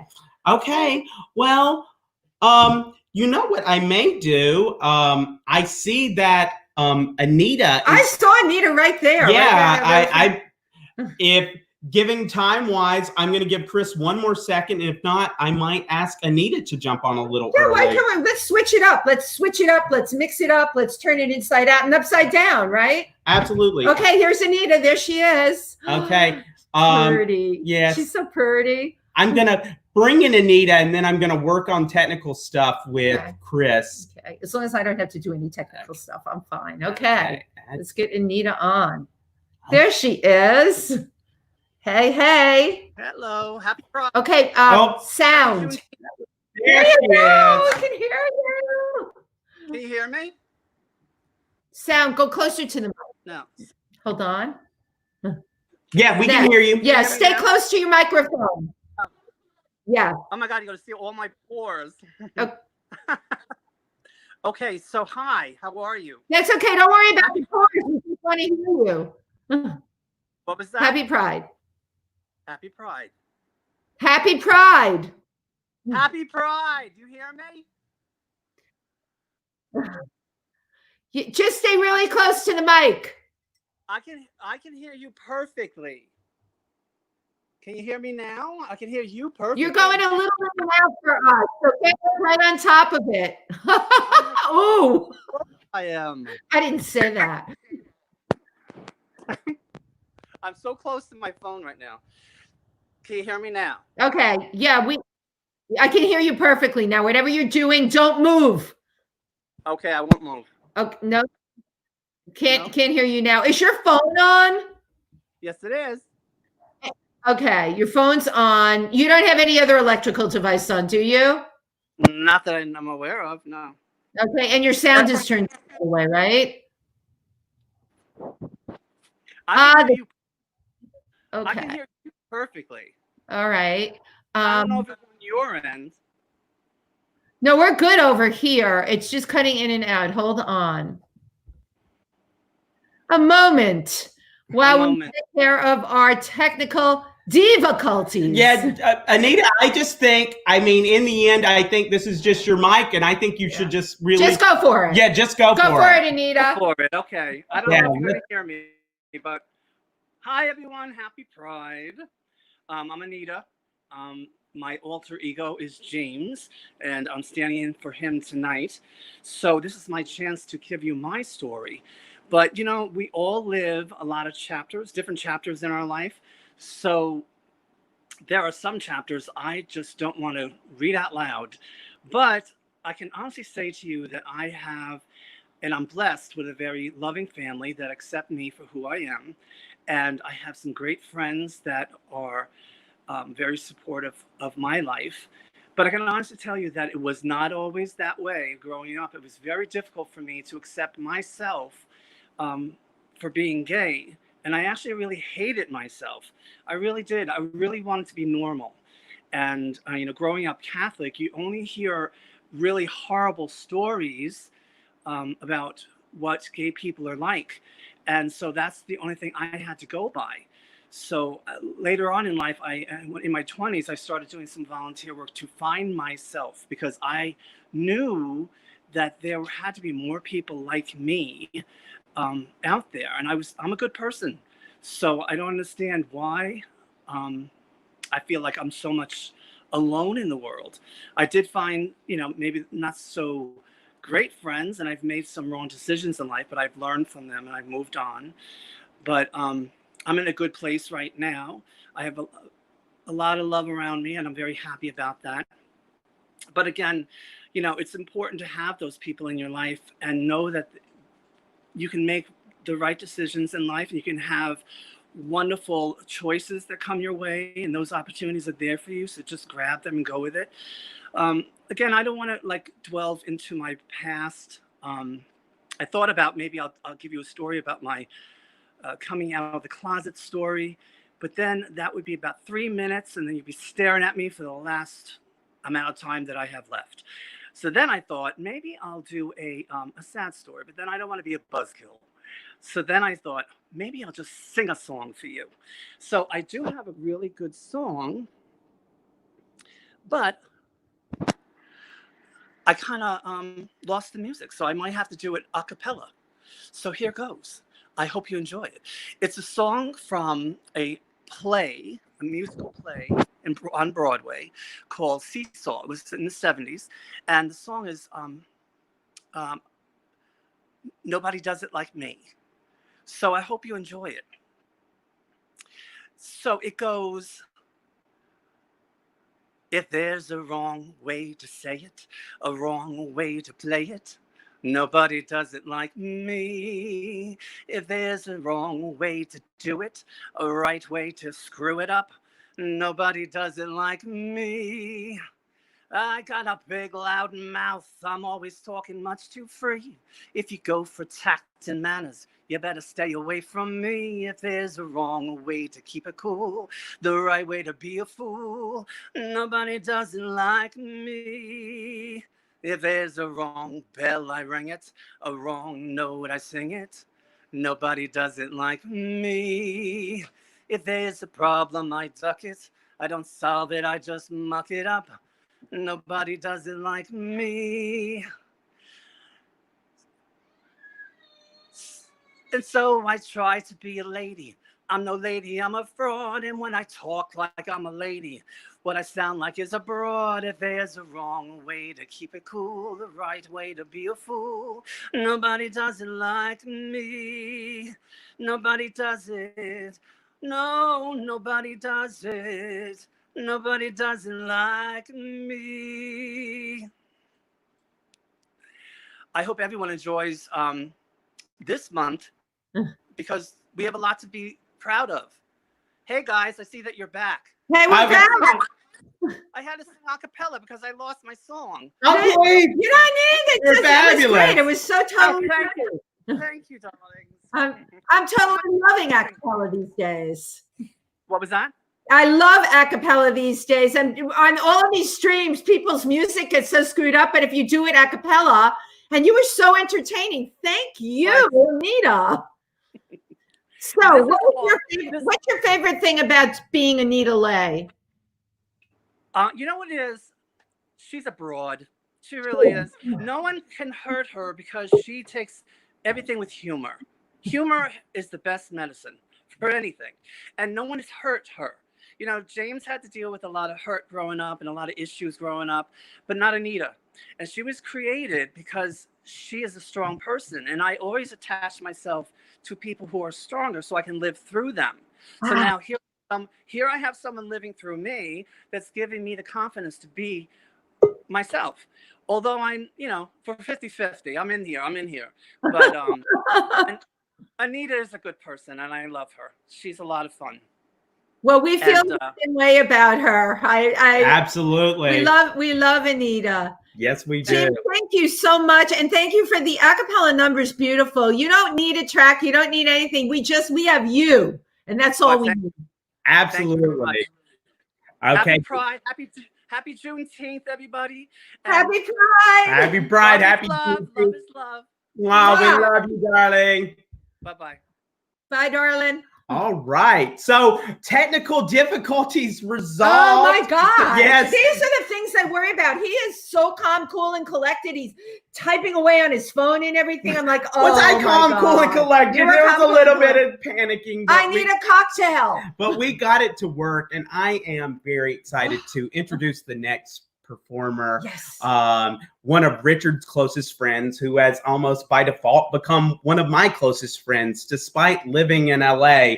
And his husband, Jesse Brune-Horan, has turned 40 today. So 40. Happy birthday, Jesse. Yeah. And we will now welcome Christopher to the stage. Thank you. Welcome. Thank you. Christopher, nice to be here. Thank you. Thank you very much, guys. Okay, I'll just jump right in. If you come to our house and you open this one kitchen cabinet, you will see that it is loaded with coffee mugs. We are huge coffee drinkers. It's like an AA meeting where they only use glass, so someone has a cleanup commitment. We have plain mugs, we have Christmas mugs, we have cartoon characters, but most of our mugs have slogans on them. One of them says peace, which was a stocking stuffer from my mother-in-law, which was bought at the 99-cent store. Next to that on the shelf, there's one that says, "Good morning, handsome," which was a gift from my husband to me, probably also from the 99-cent store because he is his mother's son after all.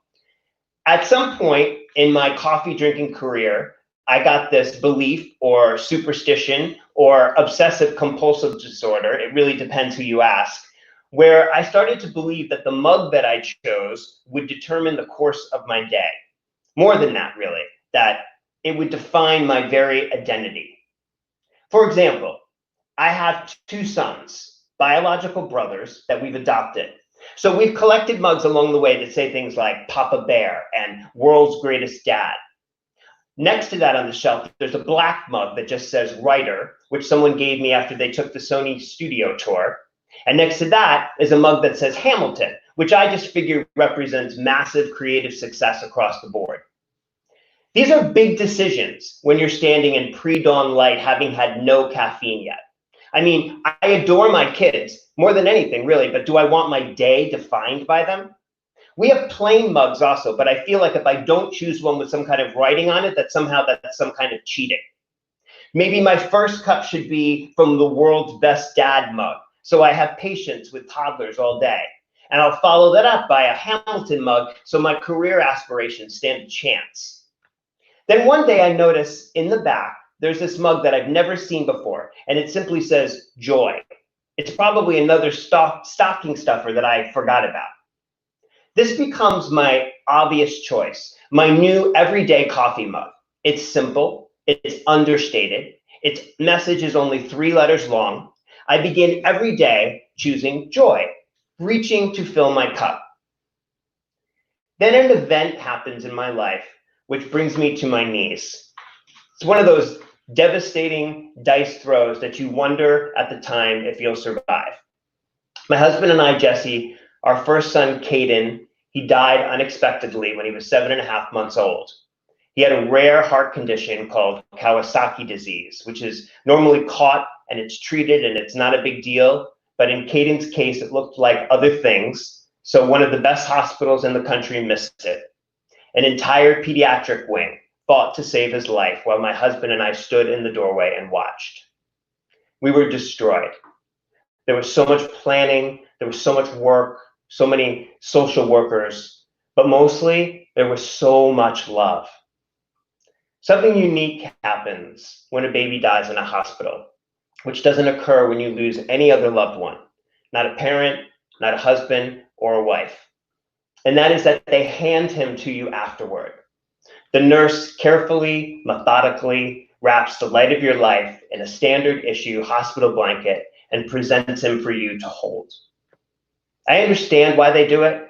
You would never accept it otherwise. It's not like you would allow them to leave the room with your baby. The thing is, from the first time you handle your child, you're taught by everyone to be so careful. Be careful of his head, support his neck. They constantly move and squirm. It's the worst imaginable thing when that's over. The hospital gave us 2 rooms for 4 hours. Loved ones came and went. In the weeks following, I would replay those hours afterward, staring trance-like at my coffee cup in the morning. Post-traumatic stress, that's what our grief counselor called it. She gave me permission to stay in bed. She said to me, I laid in bed for a whole year when my daughter died. And I thought, well, obviously you have more money than I do. After the memorial service, after the relatives left, I had to go back to work for practical reasons, but also for my sanity as well. I dreaded it. I had shared pictures of Caden with everyone. I was that dad. People I knew, strangers online, it didn't matter. I was proud. For months afterward, I would run into people who didn't know, and they would ask me to see new photos. I would end up comforting them.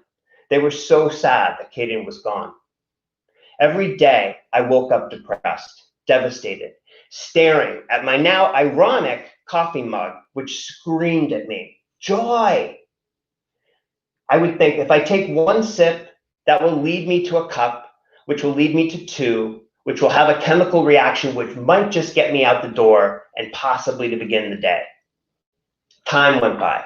Mornings turned into days, into weeks, into months. Eventually, our social worker asked if we were ready to try again. No, I said. We had our son, this was our story, and there was no way that I could do it again.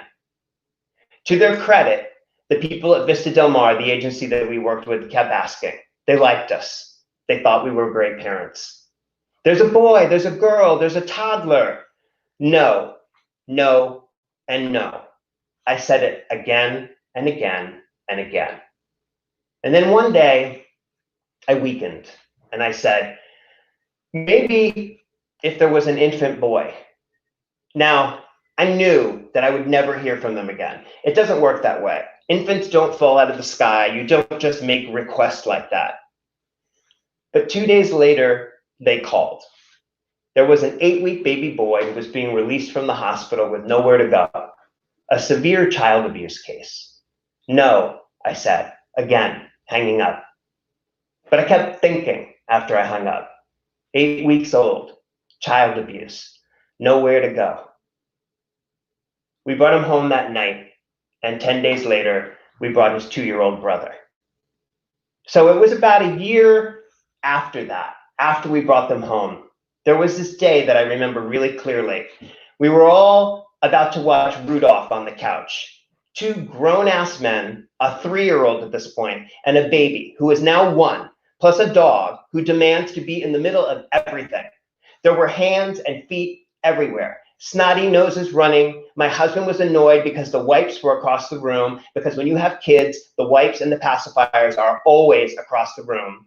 Rudolph starts and it doesn't hold up. My older kid is bored, mostly because Dasher is a jerk who needs a parenting class. I mean, who tells his kid to hide his nose so Santa will like him better? It's in the midst of all this chaos that I feel something in the room, and it's huge and it's overwhelming. And I realize suddenly that it's joy. The whole room is filled with it. It's everywhere. It's on the couch. It's in the air. It's in the woodwork. Caden is there too. And I'm so glad that I held out for it.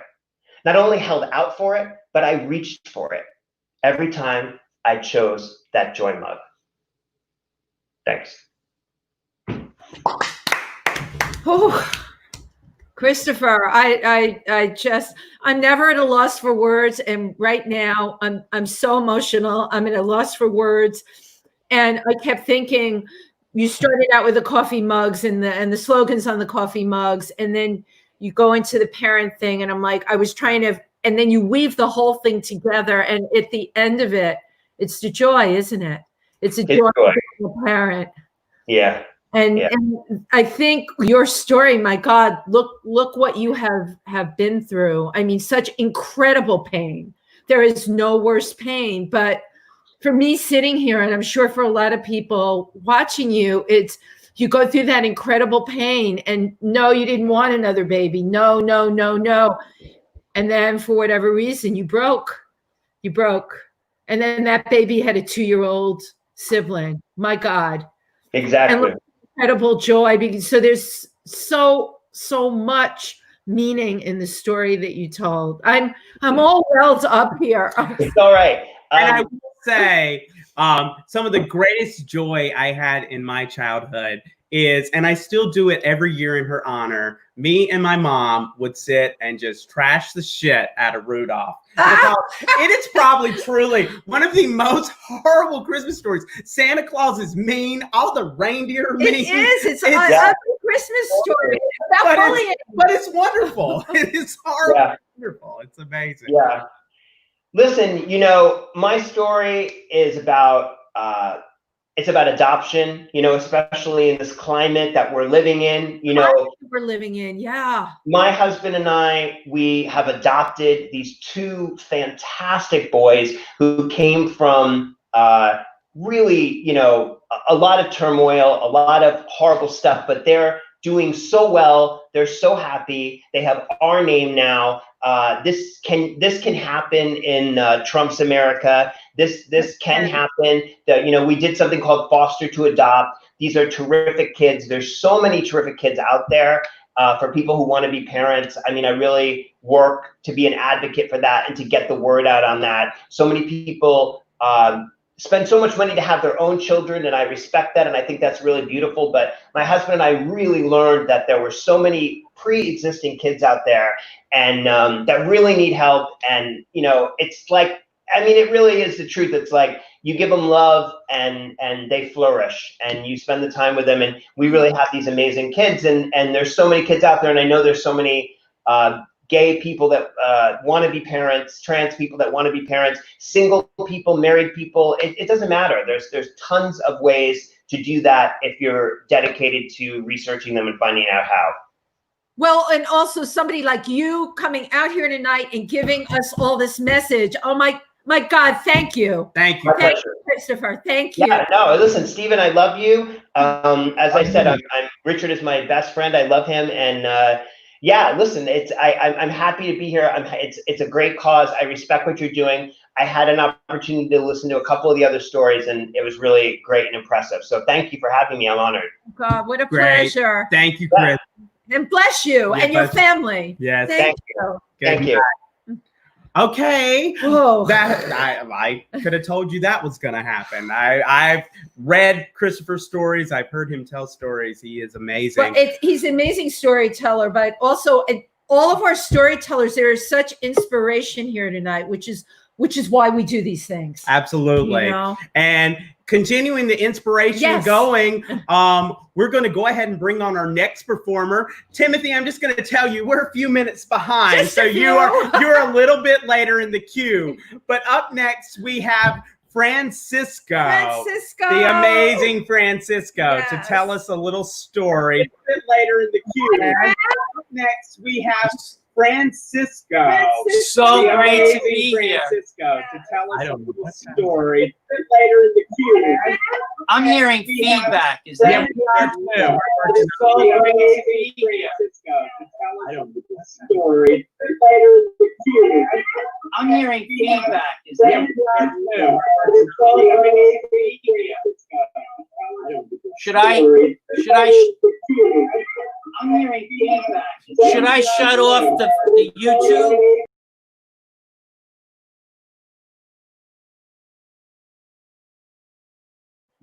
So yeah, I'm thinking that was something technical on Fran's end. So we're gonna have Fran try to get back into the studio. We will try this again. In the meantime, let's just go ahead and bring on Timothy since he's on stage and it is his turn, time-wise at least. See, it worked out, Timothy. And so, Timothy, welcome. Hey, Timothy. Hey, how are you? I'm fine. How are you? Great. Okay, Timothy. Well, take it away. Yeah. Okay. I have been writing journals for years, and I have something I brought out of my archives that I think that would be very apropos for what's going on right now in the country. And it's called 5 Minutes of Fame. Long before dating apps, there was a time when you had to write letters, join a dating service, or skim through publications to score a date. Of course, there were bars for hookups and chance meetings, but those who were looking for true love often turned to the pages of the Village Voice under personals in order to capture a date. Along those lines, there were often phone services or Dolly Levi entrepreneurs who were willing to match you with your knight in shining armor. Not that I minded being vulnerable or anything. I wasn't a Manhattanite at the time, and I looked for any available option. So for me, meeting the owner of a dating service called ManMate prompted this stream of events. Tagged as a dating service for professionals, my ManMate call proved to be more than just a date. It was an adventure. I was game for just about anything in meeting that special man. How would you like to be a contestant on a segment called The Dating Game, I was asked. This sounded like a way to meet a man on one hand and perhaps even score a date. I'm in. The details seemed not only fun, but I would have the opportunity of being on a televised event. One of those Andy Warhol moments, I figured. It was the advent of reality television, too. Even though I never heard of Marky Mark, this pseudo-celebrity was opting for the Mark Wahlberg show, and it could launch a whole new career for me. I really didn't care about the date at all. I just wanted to be on TV. To fast forward, though, it was extremely disappointing to be preempted by the OJ trial. Yes, the glove incident totally ruined my reality show premiere. To think that I may have been discovered really pissed me off. But in any event, I had a good time that night. Just a matter of circumstances, as I was attempting to be on the path of discovery in New York, a simple phone call from an acquaintance requesting if I would be a contestant on a talk show seemed harmless. The Mark Wahlberg show had just launched, and it being Pride Month, a dating segment would promote the issue of gay dating. My contact had a matchmaking forum and was searching for clients, and I just happened to be one who just recently joined. I accepted his invitation. I compiled to his meager request and signed on for Gay Dating Game segment. The studio was on 57th Street, and that was easy after work. There was a green room, and yes, they really exist. I showed up dressed in a Jane Barnes suit, crisp and manicured like a suburban lawn, and ready to meet the two other contestants. Both were friendly and agreeable, and were really interested in securing the date from the themed televised segment, The Dating Game. Actually, both seemed too eager and showed it. When I was escorted to the stage, I really did not analyze the competition at all. The audience did. One was a mortician, and the other one had a physical limitation you would call a handicap. And for Christ's sake, you know how judgmental gay men can be. I really felt compassion and empathy toward both men. It was the mortician that seemed to be more aggressive, one for the date.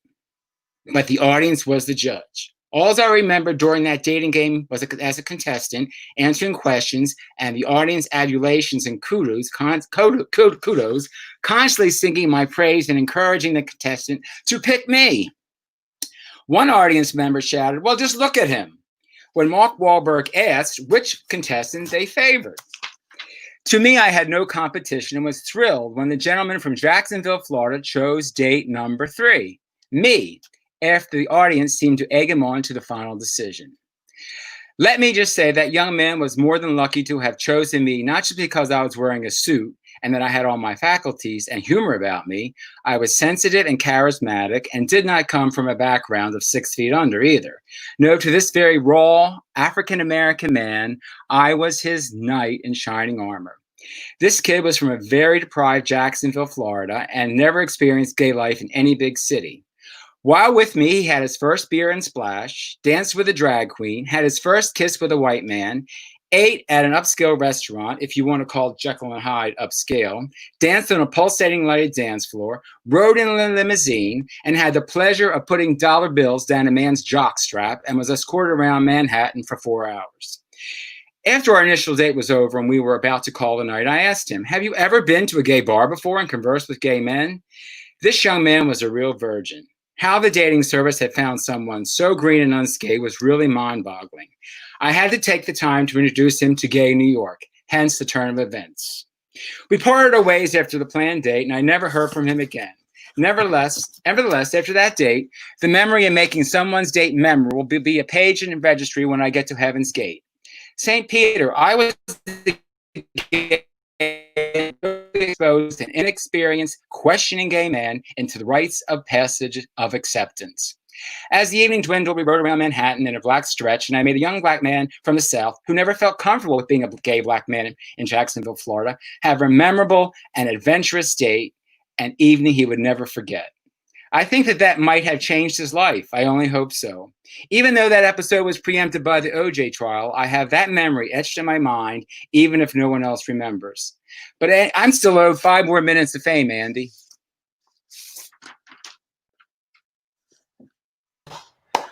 What a funny story. Bravo. I don't think I've ever met anyone that has a story like that to tell.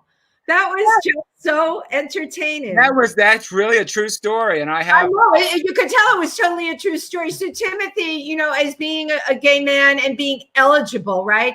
How would you compare like those days where you could meet people on a dating game? It was just, more set up than like now where things are a lot more random. How would you compare the dating scene? Well, I think the computer has done a number on a lot of people because it's like next. It's like in a gay bar and having gaydar, you know. Right. You can swipe. You swipe and you swipe and you swipe. Right. This is a confined situation. And it used to be when people were trying to match you up with the right dates. Right. That doesn't happen anymore.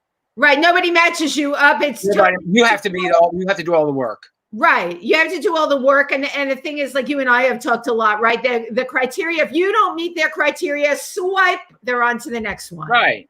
And it's, it's tough. New York is tough. I always would say in New York, it's what you wear. If you're in DC, it's who you vote for. Absolutely true. Well, I have to tell you, when you were talking about the date and where you went with him and you went to Splash and you went out dancing and all the things that you did, I was sitting here getting a little jealous, Timothy.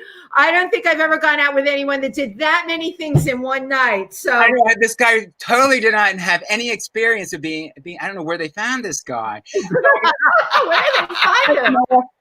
He was lucky that I took the time to like show him all around Manhattan, and I had a black limousine. I went all over town with him. I went to the townhouse. I went to the Splash. You did every day. Holy cow! My God! Jeez.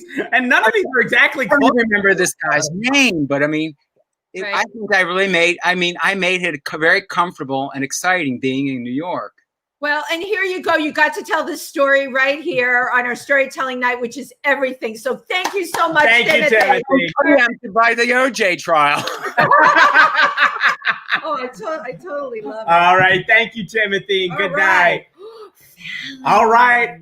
No, we're gonna try. Yeah, with Fran. We're gonna try the great Fran Sisco again, and hopefully things won't go berserk quite like they did last time.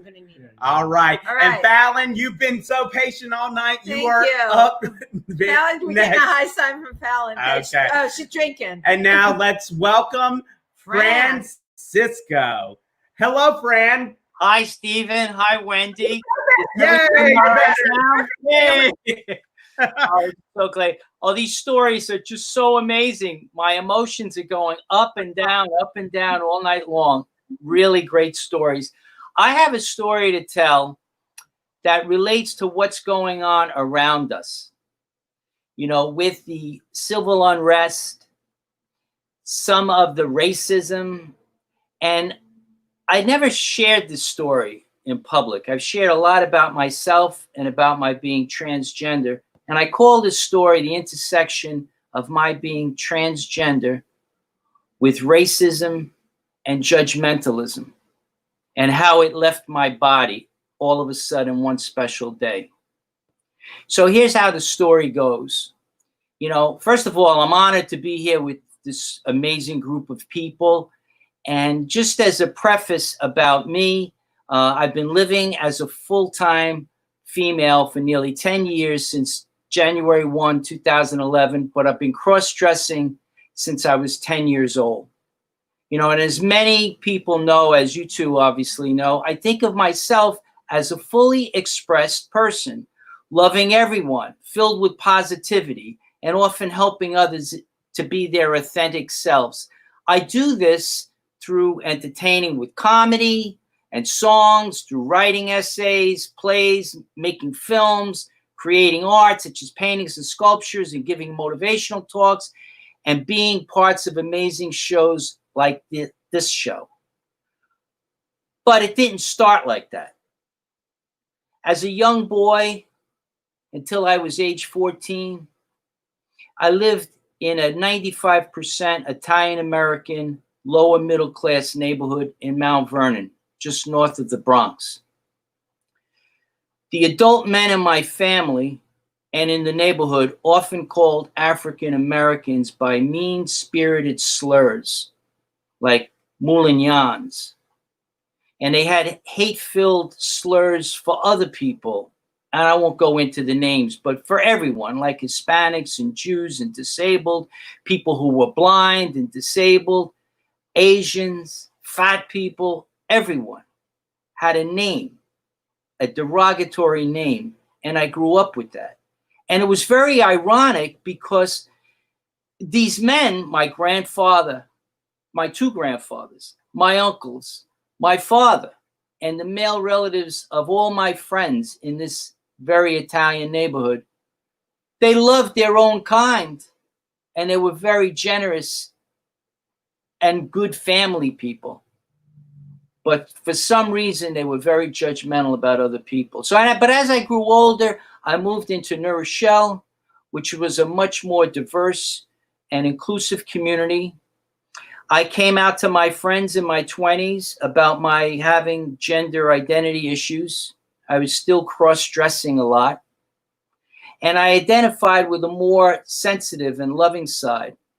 My judgmentalism and racism faded, but it was still there, lurking in the background like some slimy monster waiting to raise its ugly head. Maybe my background judgmentalism was often holding me back from loving myself enough to live as I down deep wanted to as a female.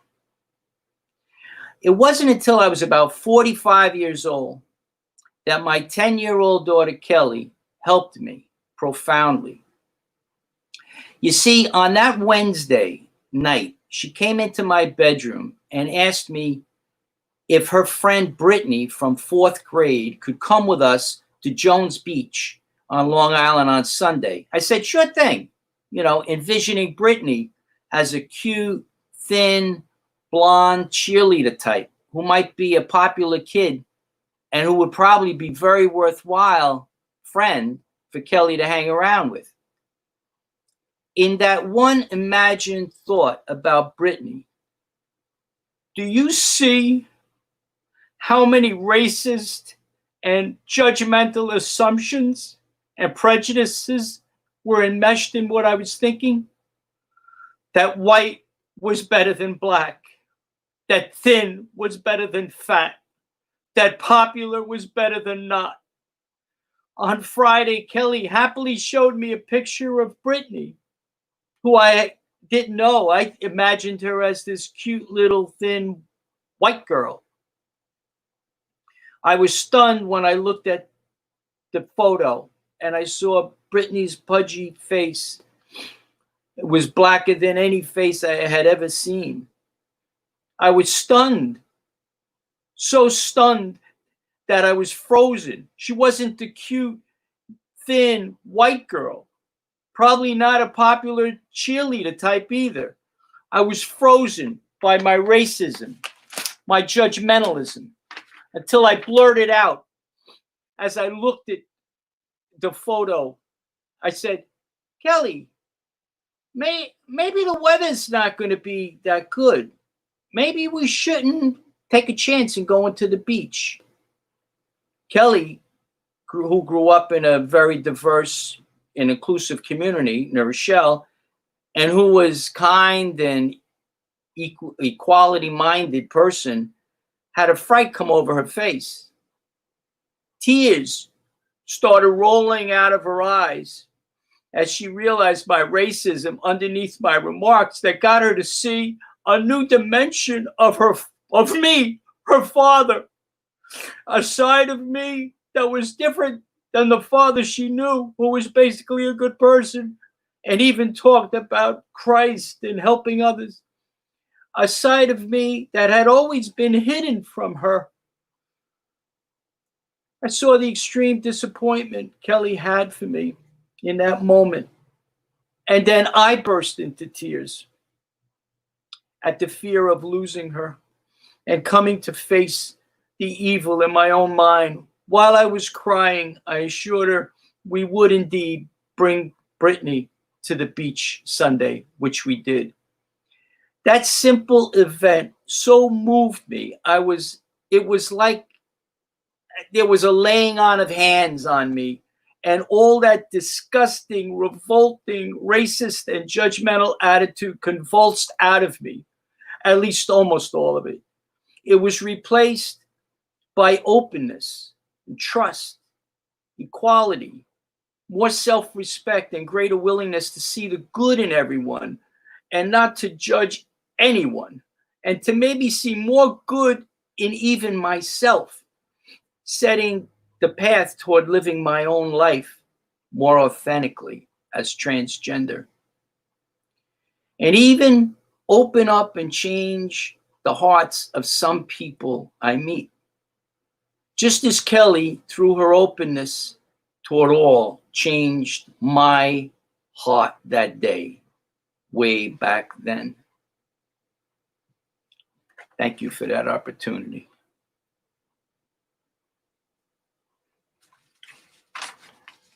Wow. Fran, that was brilliant. That was wonderful. totally brilliant.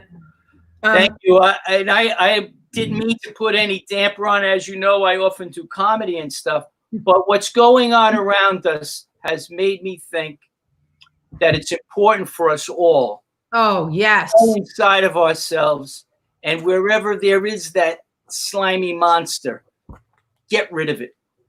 And be caring and loving of everybody. And the more of us that tell that, the easier the others will have. Yes. But the thing that really, I know your daughter, the thing that sticks out in my mind is how the love of the child brought you to your knees, really. Absolutely. Made you face really ugly things in yourself. These ugly things are erupting in all of us right now, right? Yeah, and it was the fear of what Kelly was thinking of me in that moment. You should have saw her face turn white with a fright, like it wasn't even me that was that way. And so what we often can do is look at how it would be for other people to know the deep, dark, secretive stuff that we all harbor and get it out. And the more we get it out and share it, and obviously you all know that with TriVersity and know about sharing. God, thanks for an organization like yours. And the show, hopefully it will trigger other people. I know this triggered me. Knowing I was going to do this triggered me to pull this story out of my mind, and that it might actually help. It helped me getting it out. Hopefully it helped other people. Well, yeah, and that's what we've been talking about. Your piece was so powerful, okay? And one of the things, besides sharing with us and having us recognize these things in ourselves, it helped you. And that's what the storytelling really is about. Simone said it earlier. It's cathartic, you know. In a way, storytelling is a form of transition, okay? Because when we tell our stories, we are purely from within able to transition. And if you can go back into the story, you have a barometer or a measure of who you are. So when we go back and we reflect, we could see the good in us. We could see how we've changed, and the ability to do that with a nice, neat story. All the stories tonight are just amazing. Just amazing. I feel the same way. Fran, thank you so much. Thank you, Fran. Thank you. Thank you very much. Bravo. Yes. Well, and folks, the show still got plenty to go, but we have one final live performer, and she has been waiting patiently in the studio for quite a while now. So we are very happy to welcome her to the TriVersity virtual stage for the first time. So everybody, please give it up for Falon. Falon! Oh, we can't hear you. Okay. Hi, Stephen. Hi, Wendy. Privilege and a pleasure. Marlon, great to have you here. Is my age showing? Okay. Thank you again. Well, I guess you're saving something for last year. Yeah, so I guess your goal is to express, or, you know, my experience in life in part.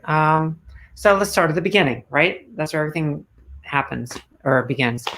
My childhood. Well, being trans and knowing early, it's amazing. The old adage of women girls grow up faster than boys. I think trans women grow up faster than both, and vice versa. But there's that, you know, something is different because you look around, you see other people, and you think, oh, I'm not just an alternative. I'm not like an adversary. I'm different. That's wrong or strange for most people. So it's like you start learning immediately the self-awareness. You learn it's something to hide. You're different. So you carry on with that little sound in the back of your head, that little nugget constantly playing. So you continue through and do your best. You kind of start observing people. You start watching people. You look and see how they learn. You see how you fit in. Where do I fit in? You ask yourself. And you do your best to learn. So growing up was interesting for me. I think it's a little unique. I would find out later in life I was a Klinefelter's mosaic. I don't know if that set me apart, but it definitely gave me an interesting puberty.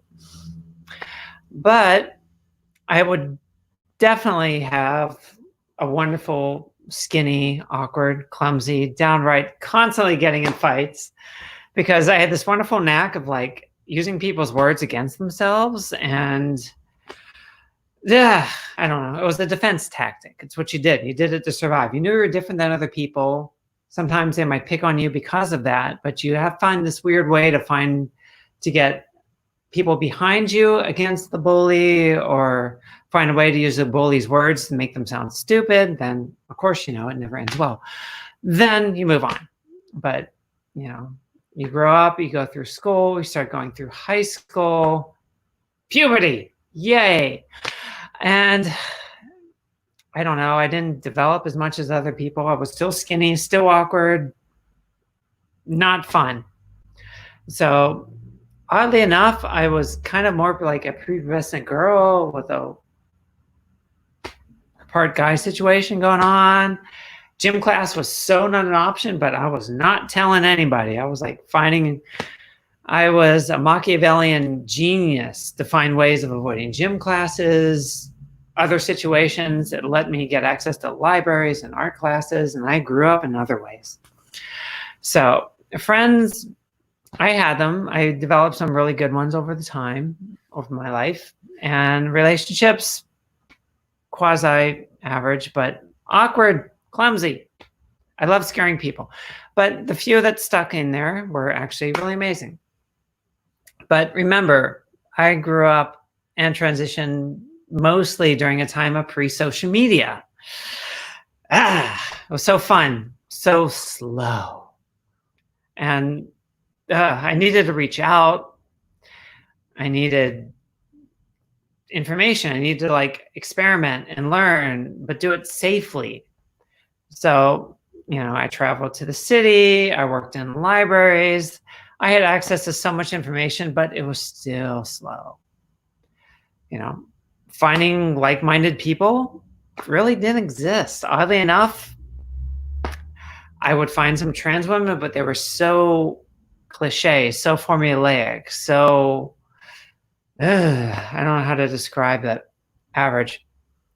They were doing a pantomime ideal of what it means to be a woman.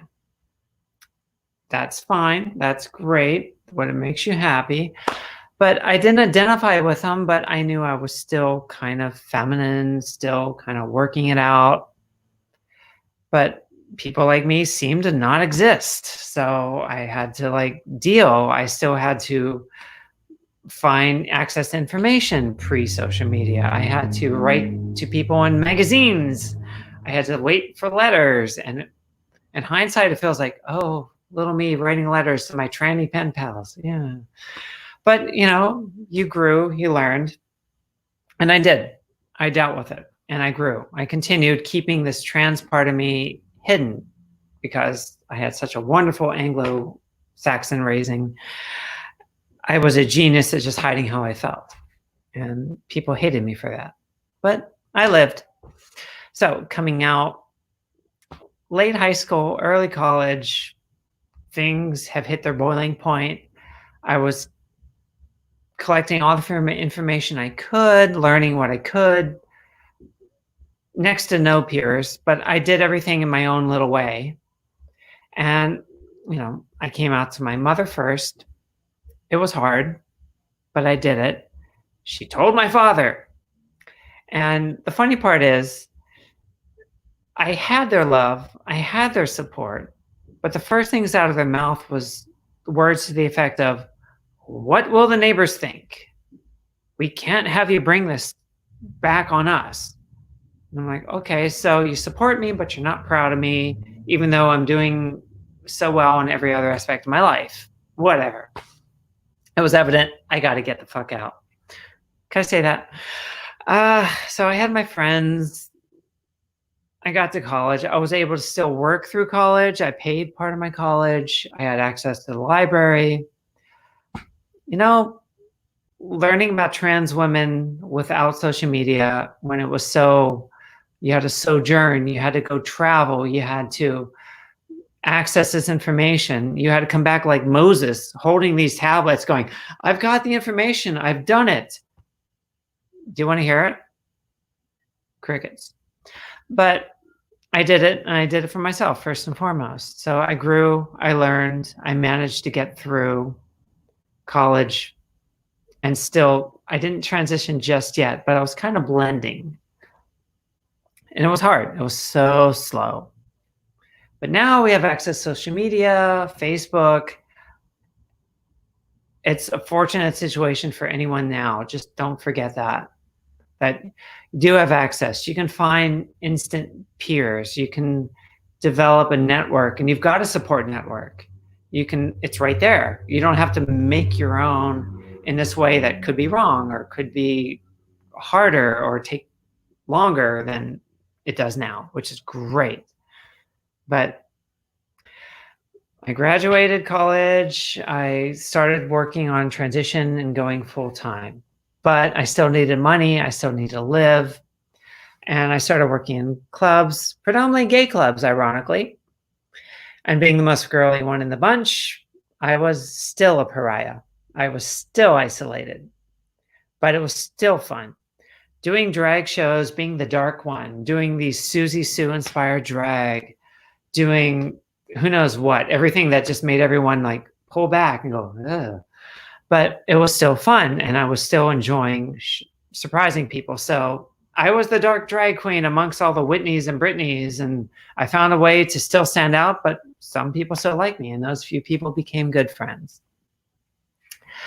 So I was still an unconventional trans woman. Everyone was so archetypical. Everyone was so either working as prostitution, or they were aspiring to this ideal that was so cliche, it might as well have been something out of the 50s. And I still didn't connect to that, but I didn't connect to gay. All those gay relationships really exploded in my face, literally. But I was still able to perform in drag clubs. I still found a way to work in day as an androgynous person. And I got accepted by some people here and there, and I got through. I still worked. I still go-go danced. I moved to New York City. I was working in New York, go-go dancing. But everything I did, every character I created was still feminine. And I would do fun characters, but they were like, "Oh, you're always so girly." And it's like, yeah, gay men didn't know where to put me. Straight people didn't know where to put me. I was still me, but I dealt with it. But thank goodness the internet and like-minded trans women were to be found. There was Andrea James via TS Roadmap, and it gave this methodical, thoughtful approach that I identified with, and it made transition very possible for me. So aside from various degrees of blending, I was still able to like work, save money, just put everything to the side emotionally and just get through it, get what I needed to transition and do it. So I did. I transitioned, I did it, I got through it, but now I'm living my life and I'm still unconventional, I'm still feminine. I don't know, maybe I'm the enlisted or trans women, I don't know, but I'm enjoying it, you know. But I'm isolated a little, but I'm still in awe. Everyone nowadays has such a fortunate privilege. I'm happy for you, I'm proud for you, and I'm behind you. Just always remember where you came from. Always remember previous trans women, Caroline Cossey, Alicia Brevard, Wendy Carlos, all these wonderful trans women that were unconventional in other ways or got pigeonholed in a direction that they couldn't get out of, but they were still trans. They still found a way to get through on an individual way. So I'm always still learning. I'm still humble, and I'm still on occasion teaching, because I come across other trans women or even gay men that they don't know their history. You know, finding out, learning about Polari, Quentin Crisp, bandana codes. Please let this year and this Pride become a form of development and growth and reassessment, looking at your history, knowing where you came from, because right now it's a night and day difference. I'm so glad that it's gone this far, and it's still going forward. And one thing I can say is it always is and still is. So I'm ready to wrap up. I know I'm a weird one, but I'm enjoying it, and I'm glad and thankful to you, Wendy and Stephen, that I could do this. Well, thank you so much. I love weird ones. Yeah. I'm going to keep it real, and I'm pretty weird myself. It's funny, Falon, because from the time I met you, I guess maybe I'm a weird, well, there's a lot of people that would say I'm a weird one, but I never perceived you that way. The first thing that hit me was your individual style. And I was telling Stephen the first time I saw you, I was actually very taken aback. We were at, I think, Bedlam, and you walked in and you were so freaking stunning. And I had worked really hard to look good that night. And then you just like walked in and I'm like, who the hell is that? And I immediately went over to you and wanted to talk to you and get to know you, because that's how I am. I'm attracted to things, people that are alive, that like, and you just hit me. So you know what? I love your style. And what's really interesting to me, and I have to ask you this question, why do you think in particular, all the trans women of history, right? Most of the people I know that have transitioned, but you are almost, and I've heard the readings you've done, all that history. What is it about that turns you on so much? That's definitely something that's intrinsic to you. It's the learning process. You learn, you grow. It reflects back on you. You grow yourself. I think you need that. You need to have that, like, you read something, you find something, you meet somebody, you talk about something, and you grow for it. It's not about transition.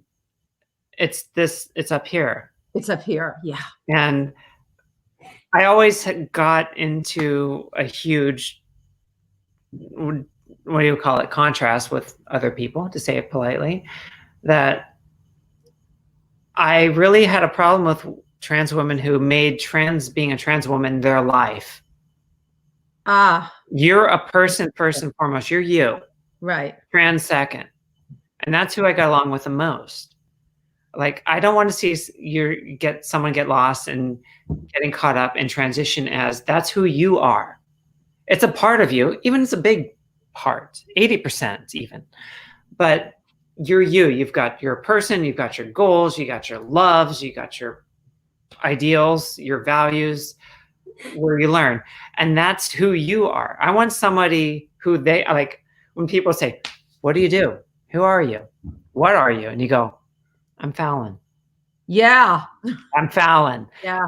I see the wheels turning in those people. And I'm like, yeah, okay. I'm teaching you again without even saying any more. So you got to be that person. You got to be you first, trans second. Right. And that's the priority. I mean, even when I first came out of the closet, it was very much like that with me being gay. That was my life for a while. And I think the most liberating thing about coming out over the years is that's finally got to be a component of my personality and not chiefly who I am. And and that's a liberating feeling. But when you're early in the stages of, I'm sure, transition or coming out, that's hard to do because it's so new and the newness is wonderful. Yeah, and newness is fun. Newness is one of the parts of learning. It inspires you to keep going. You're like, oh my God, I'm learning something about myself. And then you go. And never stop that. You might transition. You might think you're done. You're never done. You're never done. You're never done. So think of it as like one step. Well, great. Well, Falon, thank you so much. Yeah.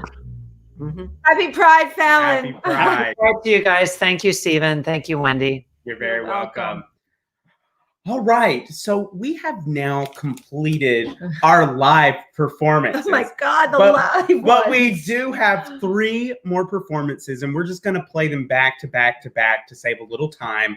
But the performers are really wonderful. Their names are Ashley Craig, Faith Taryn Davies, and Melissa Glann. So get ready for 3 more wonderful stories. I'm ready. This time I have to do some screen sharing magic.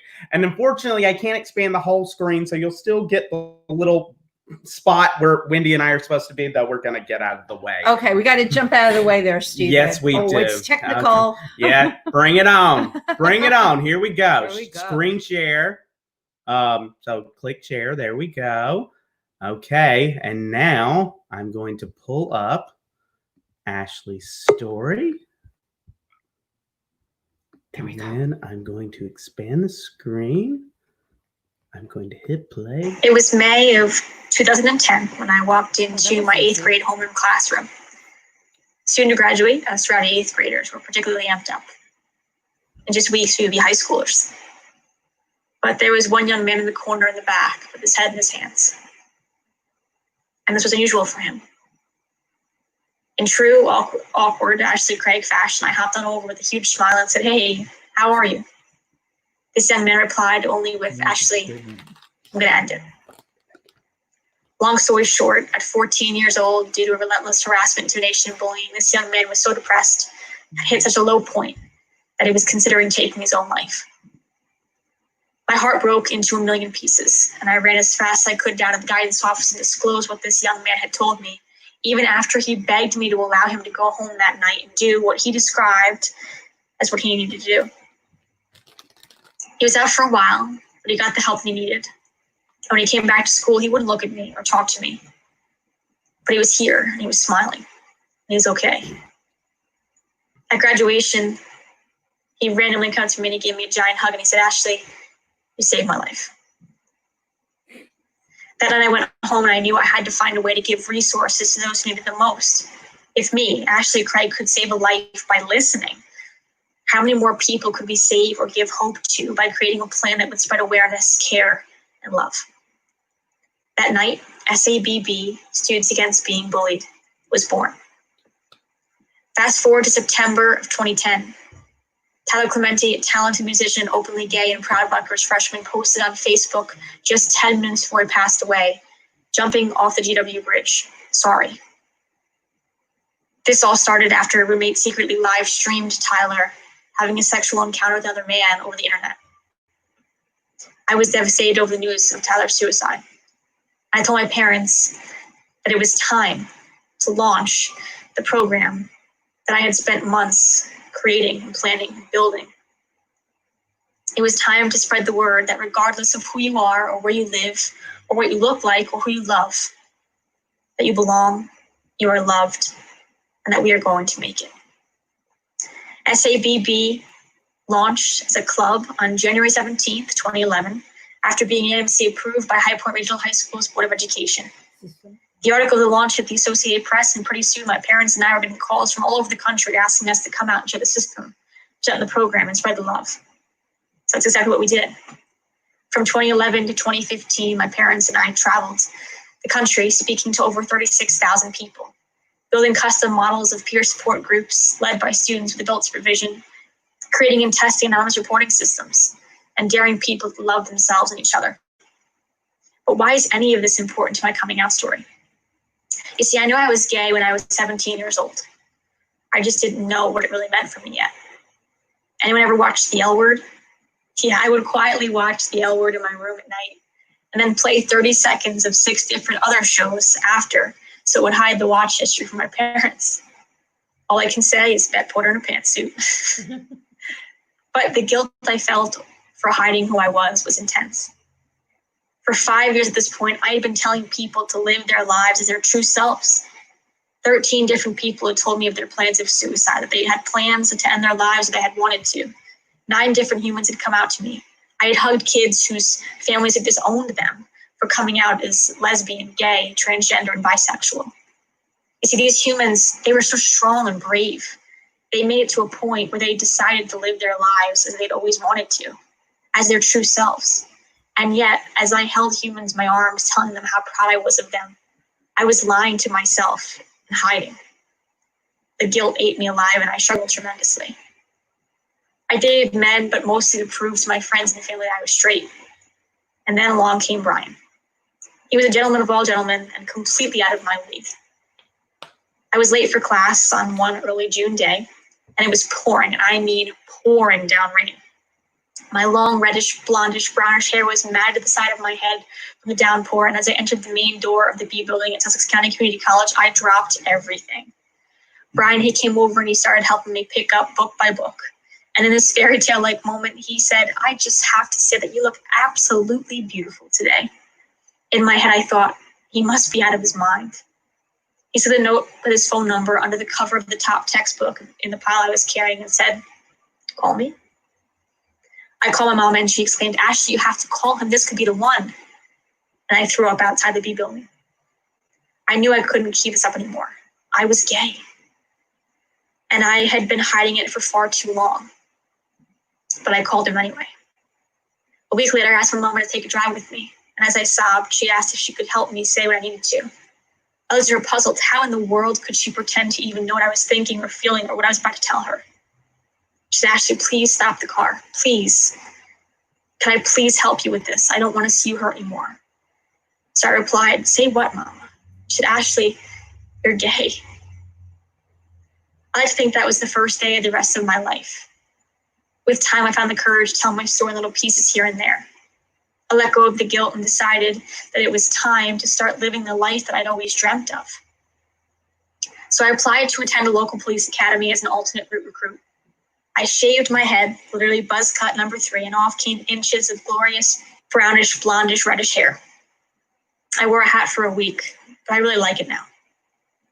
In December of the same year, I paid thousands of dollars to wear a men's navy blue uniform and the most uncomfortable high-gloss dress shoes for 20 weeks to earn the title of police officer. 3 years ago, I stood on the stage in the same god-awful men's navy blue polyester uniform with a hat that was way too big for my head and the largest smile possible on my face. And I graduated. The best part, my actually proud father got to salute me and I got to salute him as the bagpipes played. The entire experience flashed before my eyes. In December of 2017, I was hired by a local sheriff's department, and I currently serve as the agency's anti-bullying coordinator. And I still get to speak to students about the role we all play in each other's stories. I talk about the dangers of harassment, intimidation, and bullying. I was even assigned to help create, facilitate, and operate a county-wide anonymous reporting application for any person to report instances that threaten them, concern them, their friends, their families, their school community, etc. We are able to receive real-time reports of suicide threats, self-harm ideations, mental health issues, harassment, intimidation, and bullying, and connect these anonymous reporters with real-time help in the form of emergency service intervention, mental health resources, and support. Most recently, I was appointed the LGBTQ law enforcement liaison for my agency through Guardians to Equality. As a liaison, I get to make my contact information public within the agency and myself available to anyone who may be closeted and wanting support, to anyone with questions, comments, concerns about the coming out process for themselves, someone they know or love, as well as to ensure trust and promote positive working relationships between law enforcement and the LGBTQ community through education and community outreach events and efforts. I get emotional thinking about how far we've come and how far we still have to go. But I couldn't be any prouder to live as my true self, to be out at home and in my workplace and to be accepted. To have found a community of incredible humans through Guardians to Equality in my agency, in my community, in TriVersity, and in all of you. A community in which I finally feel at home in, one in which I know I finally belong. I thank you so much for taking the time to listen to my story. Today and every day, I dare you all to love yourself a lot, but I dare you to love each other even more. I'll be rooting for you.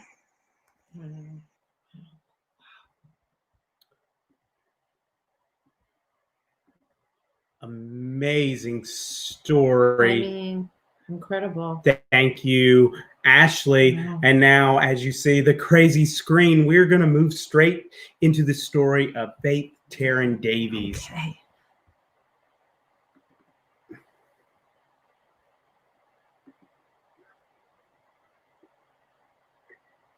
Hello, everyone. My name is Faith Taryn Davies, and I'm sorry that I could not be present tonight. Recent event has made it difficult for me to stay doing things for long periods of time, but I'm grateful to have been invited to share one of my many stories with you tonight. So where do I begin this story? Do I decide to start at the very beginning as a young person trying to figure out who I was in a world that was constantly telling me what I should be? Do I talk about the trauma of internalizing the homophobia of others, which in turn manifested into self-hatred in order to fit in, to be so-called normal? Do I tell a happy story of finding others like me, queer and proud and deliciously defiant of the status quo? Do I tell that story and how it shaped my existence now, over 20 years later? It's sometimes hard to tell a story that is still ongoing. Who I am today is light years different from who I was 5 years ago, 2 years ago, 2 months ago. But that is the reality of being part of the LGBT plus community. This constant evolution of who we are as human beings is one of the realities that I love so much about being part of this diverse group of humans. That in order to find our identity in the world, we spend so much time looking at who we are and what entails in making us that person. I spent many years figuring out who I am, and it was only in the last few years that I made leaping strides into who I am as a human being, specifically exploring the side of myself that dealt with gender and gender identity. It came from finally writing down a fear of mine that I had held onto for so long that I had begun to see it as truth. It was in a group that explored irrational and rational thinking and where these thoughts come from. One day we were tasked with writing down a fear. There was nothing special going on in my world at the time, and it would have been easy to write down something pedantic like spiders or heights or, clowns. But as I sat there with my pen ready to write, I was suddenly hit with a thought that years of self-hatred, internalized homophobia, and societal conditioning had helped me bury deep into the recesses of my mind. So I wrote that I will never find a partner who will accept the fact that I am androgynous and present as both genders. I had, without realizing it, accepted the idea that I would never be able to live my life the way I was meant to live it. That I was going to end up at the end of my existence having spent a life living the way others expected me to live it. That I was meant to sacrifice my deepest truths in order for someone to even consider loving me. I turned in my fear with a twisted stomach. I had only recently begun to talk in therapy about being androgynous, being non-binary, and what that meant for myself. And I wasn't even anywhere near talking to someone else about it. I didn't even begun the process of changing my name. I just remember staring at the facilitator as she shuffled everyone's fears in her hands, preparing to hand them back out again for people to respond to. Mind you, this was all anonymous. No names were put on these secrets, which was to allow people to respond to the secrets fairly. This was the exercise in rational thinking. Write your fear, and someone else was supposed to rework that fear in a more rational way of thinking. Yet all I can think is, what have I done? I suddenly felt unsafe. I was in a room full of people who had very little connection to me, and I had opened myself up in the most vulnerable way. And while it was anonymous, I just knew people would know who it was and that I would be called out for being this wrong person, that my fear wasn't irrational, that not being loved or worthy of it was because something was wrong with me. A lifetime of thinking this way just flowed through my mind so violently that I don't remember the secret I got or my response to it. Then it was time for the facilitator to read these secrets, and then the response to the secrets, and I was panicking. My eyes were glued to the cards in her hand because I could recognize my handwriting, and I was just waiting for the thought that because of who I have always been, this person who never fit into the role they were told they had to play, who didn't look the part, sound the part, that I was just meant to be on the outside of everything society says is worth living for. I wasn't worthy of happiness. I wasn't worthy of a good life, prosperity, love, acceptance. I had spent a lifetime just dealing with my sexuality. To add gender to it, I couldn't look up as I heard my words read aloud.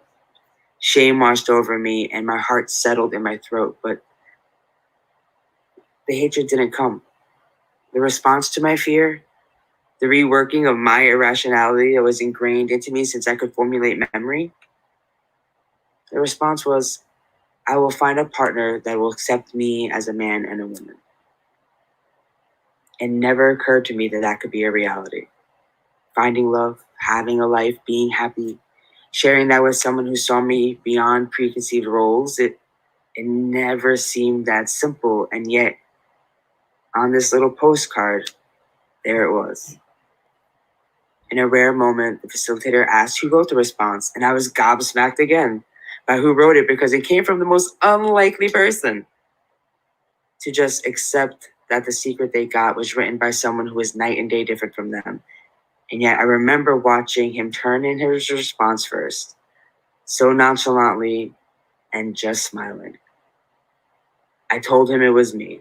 I told the whole room. I was swallowing tears as I explained what it meant to be androgynous, what it meant to be a non-binary, and how deeply afraid I was that I was just too different to be loved. But there was no hate. Instead, there were a few questions and just lots of love and support. And the next day, I started asking people to refer to me as they, them, and their. It's been a few years since that moment. I still have the fear and the response normally tacked up in my room on my wall. I use it to remind myself to stay true and honest with myself, no matter how hard or terrifying that may be. I've also found someone who loves me for who I am and is so staunchly supportive of who I am as a person that I don't even have a chance anymore to correct someone if they misgender me or use the wrong name. They do it for me. It's nice to be able to live like that. Oh, wow. As I said before, my story is ongoing. This is just a recent chapter in a 20-year evolution of who I was when I was a 12-year-old kid, realizing I was different in every which way from my friends and family. But I'm proud of the adult I have become and the voice that I have developed. I look forward to getting to know myself in the future. And I don't get down on myself as much in regards to my fears anymore. Instead, I try to take the time to use the grace given to me to help others discover their own. And that is worth everything. Thank you.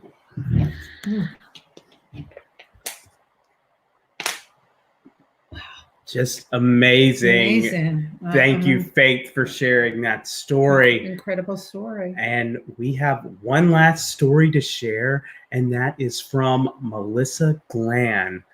So let's pull this up. Oh, Melissa.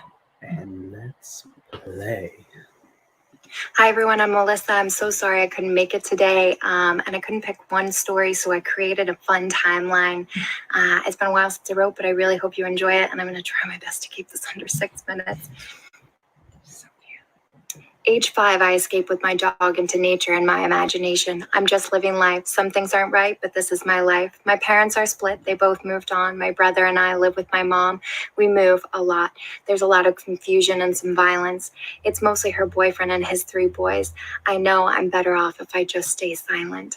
Age 8, I've nailed down how to mentally escape. And when I see my grandma, her love, pancakes, and stern care make me feel so safe.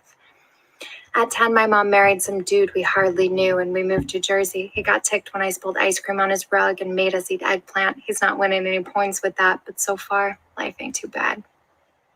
Middle school, 5th grade, my science teacher was the first teacher to encourage me to apply myself.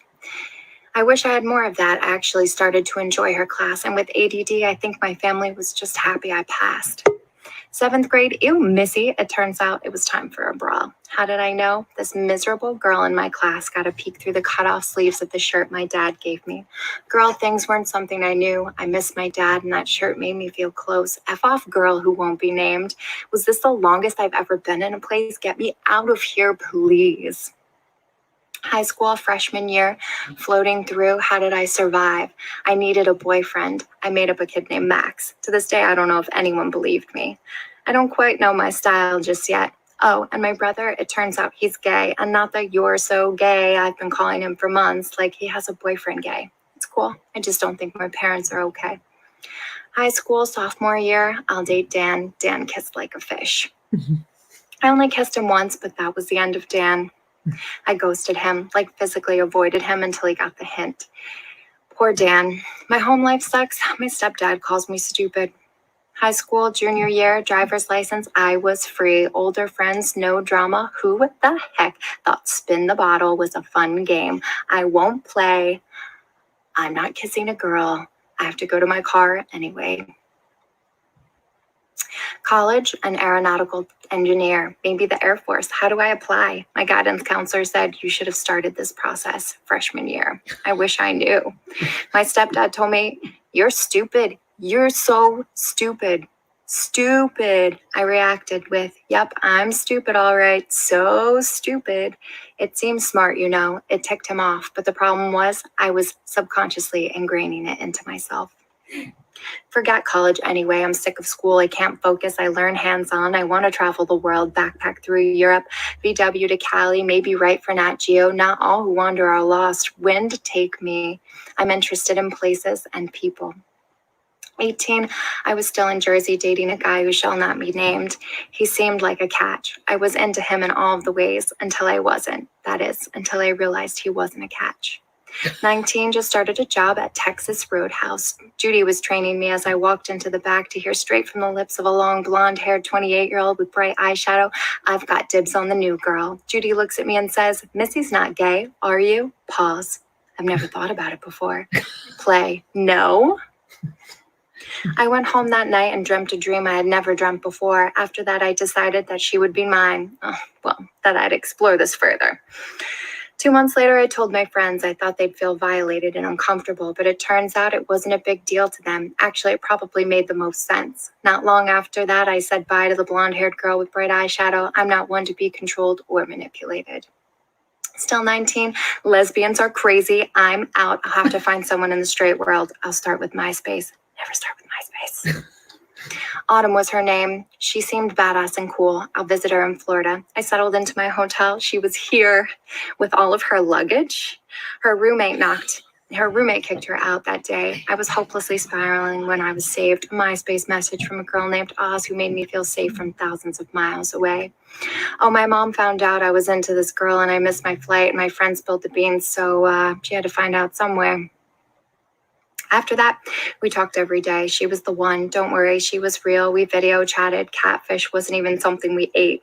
I was flirty in personality and online dating is strange, but when it came to her, I didn't want anyone else. I finally felt like someone loved me for me, and saying those words, I love you, I felt it so deep.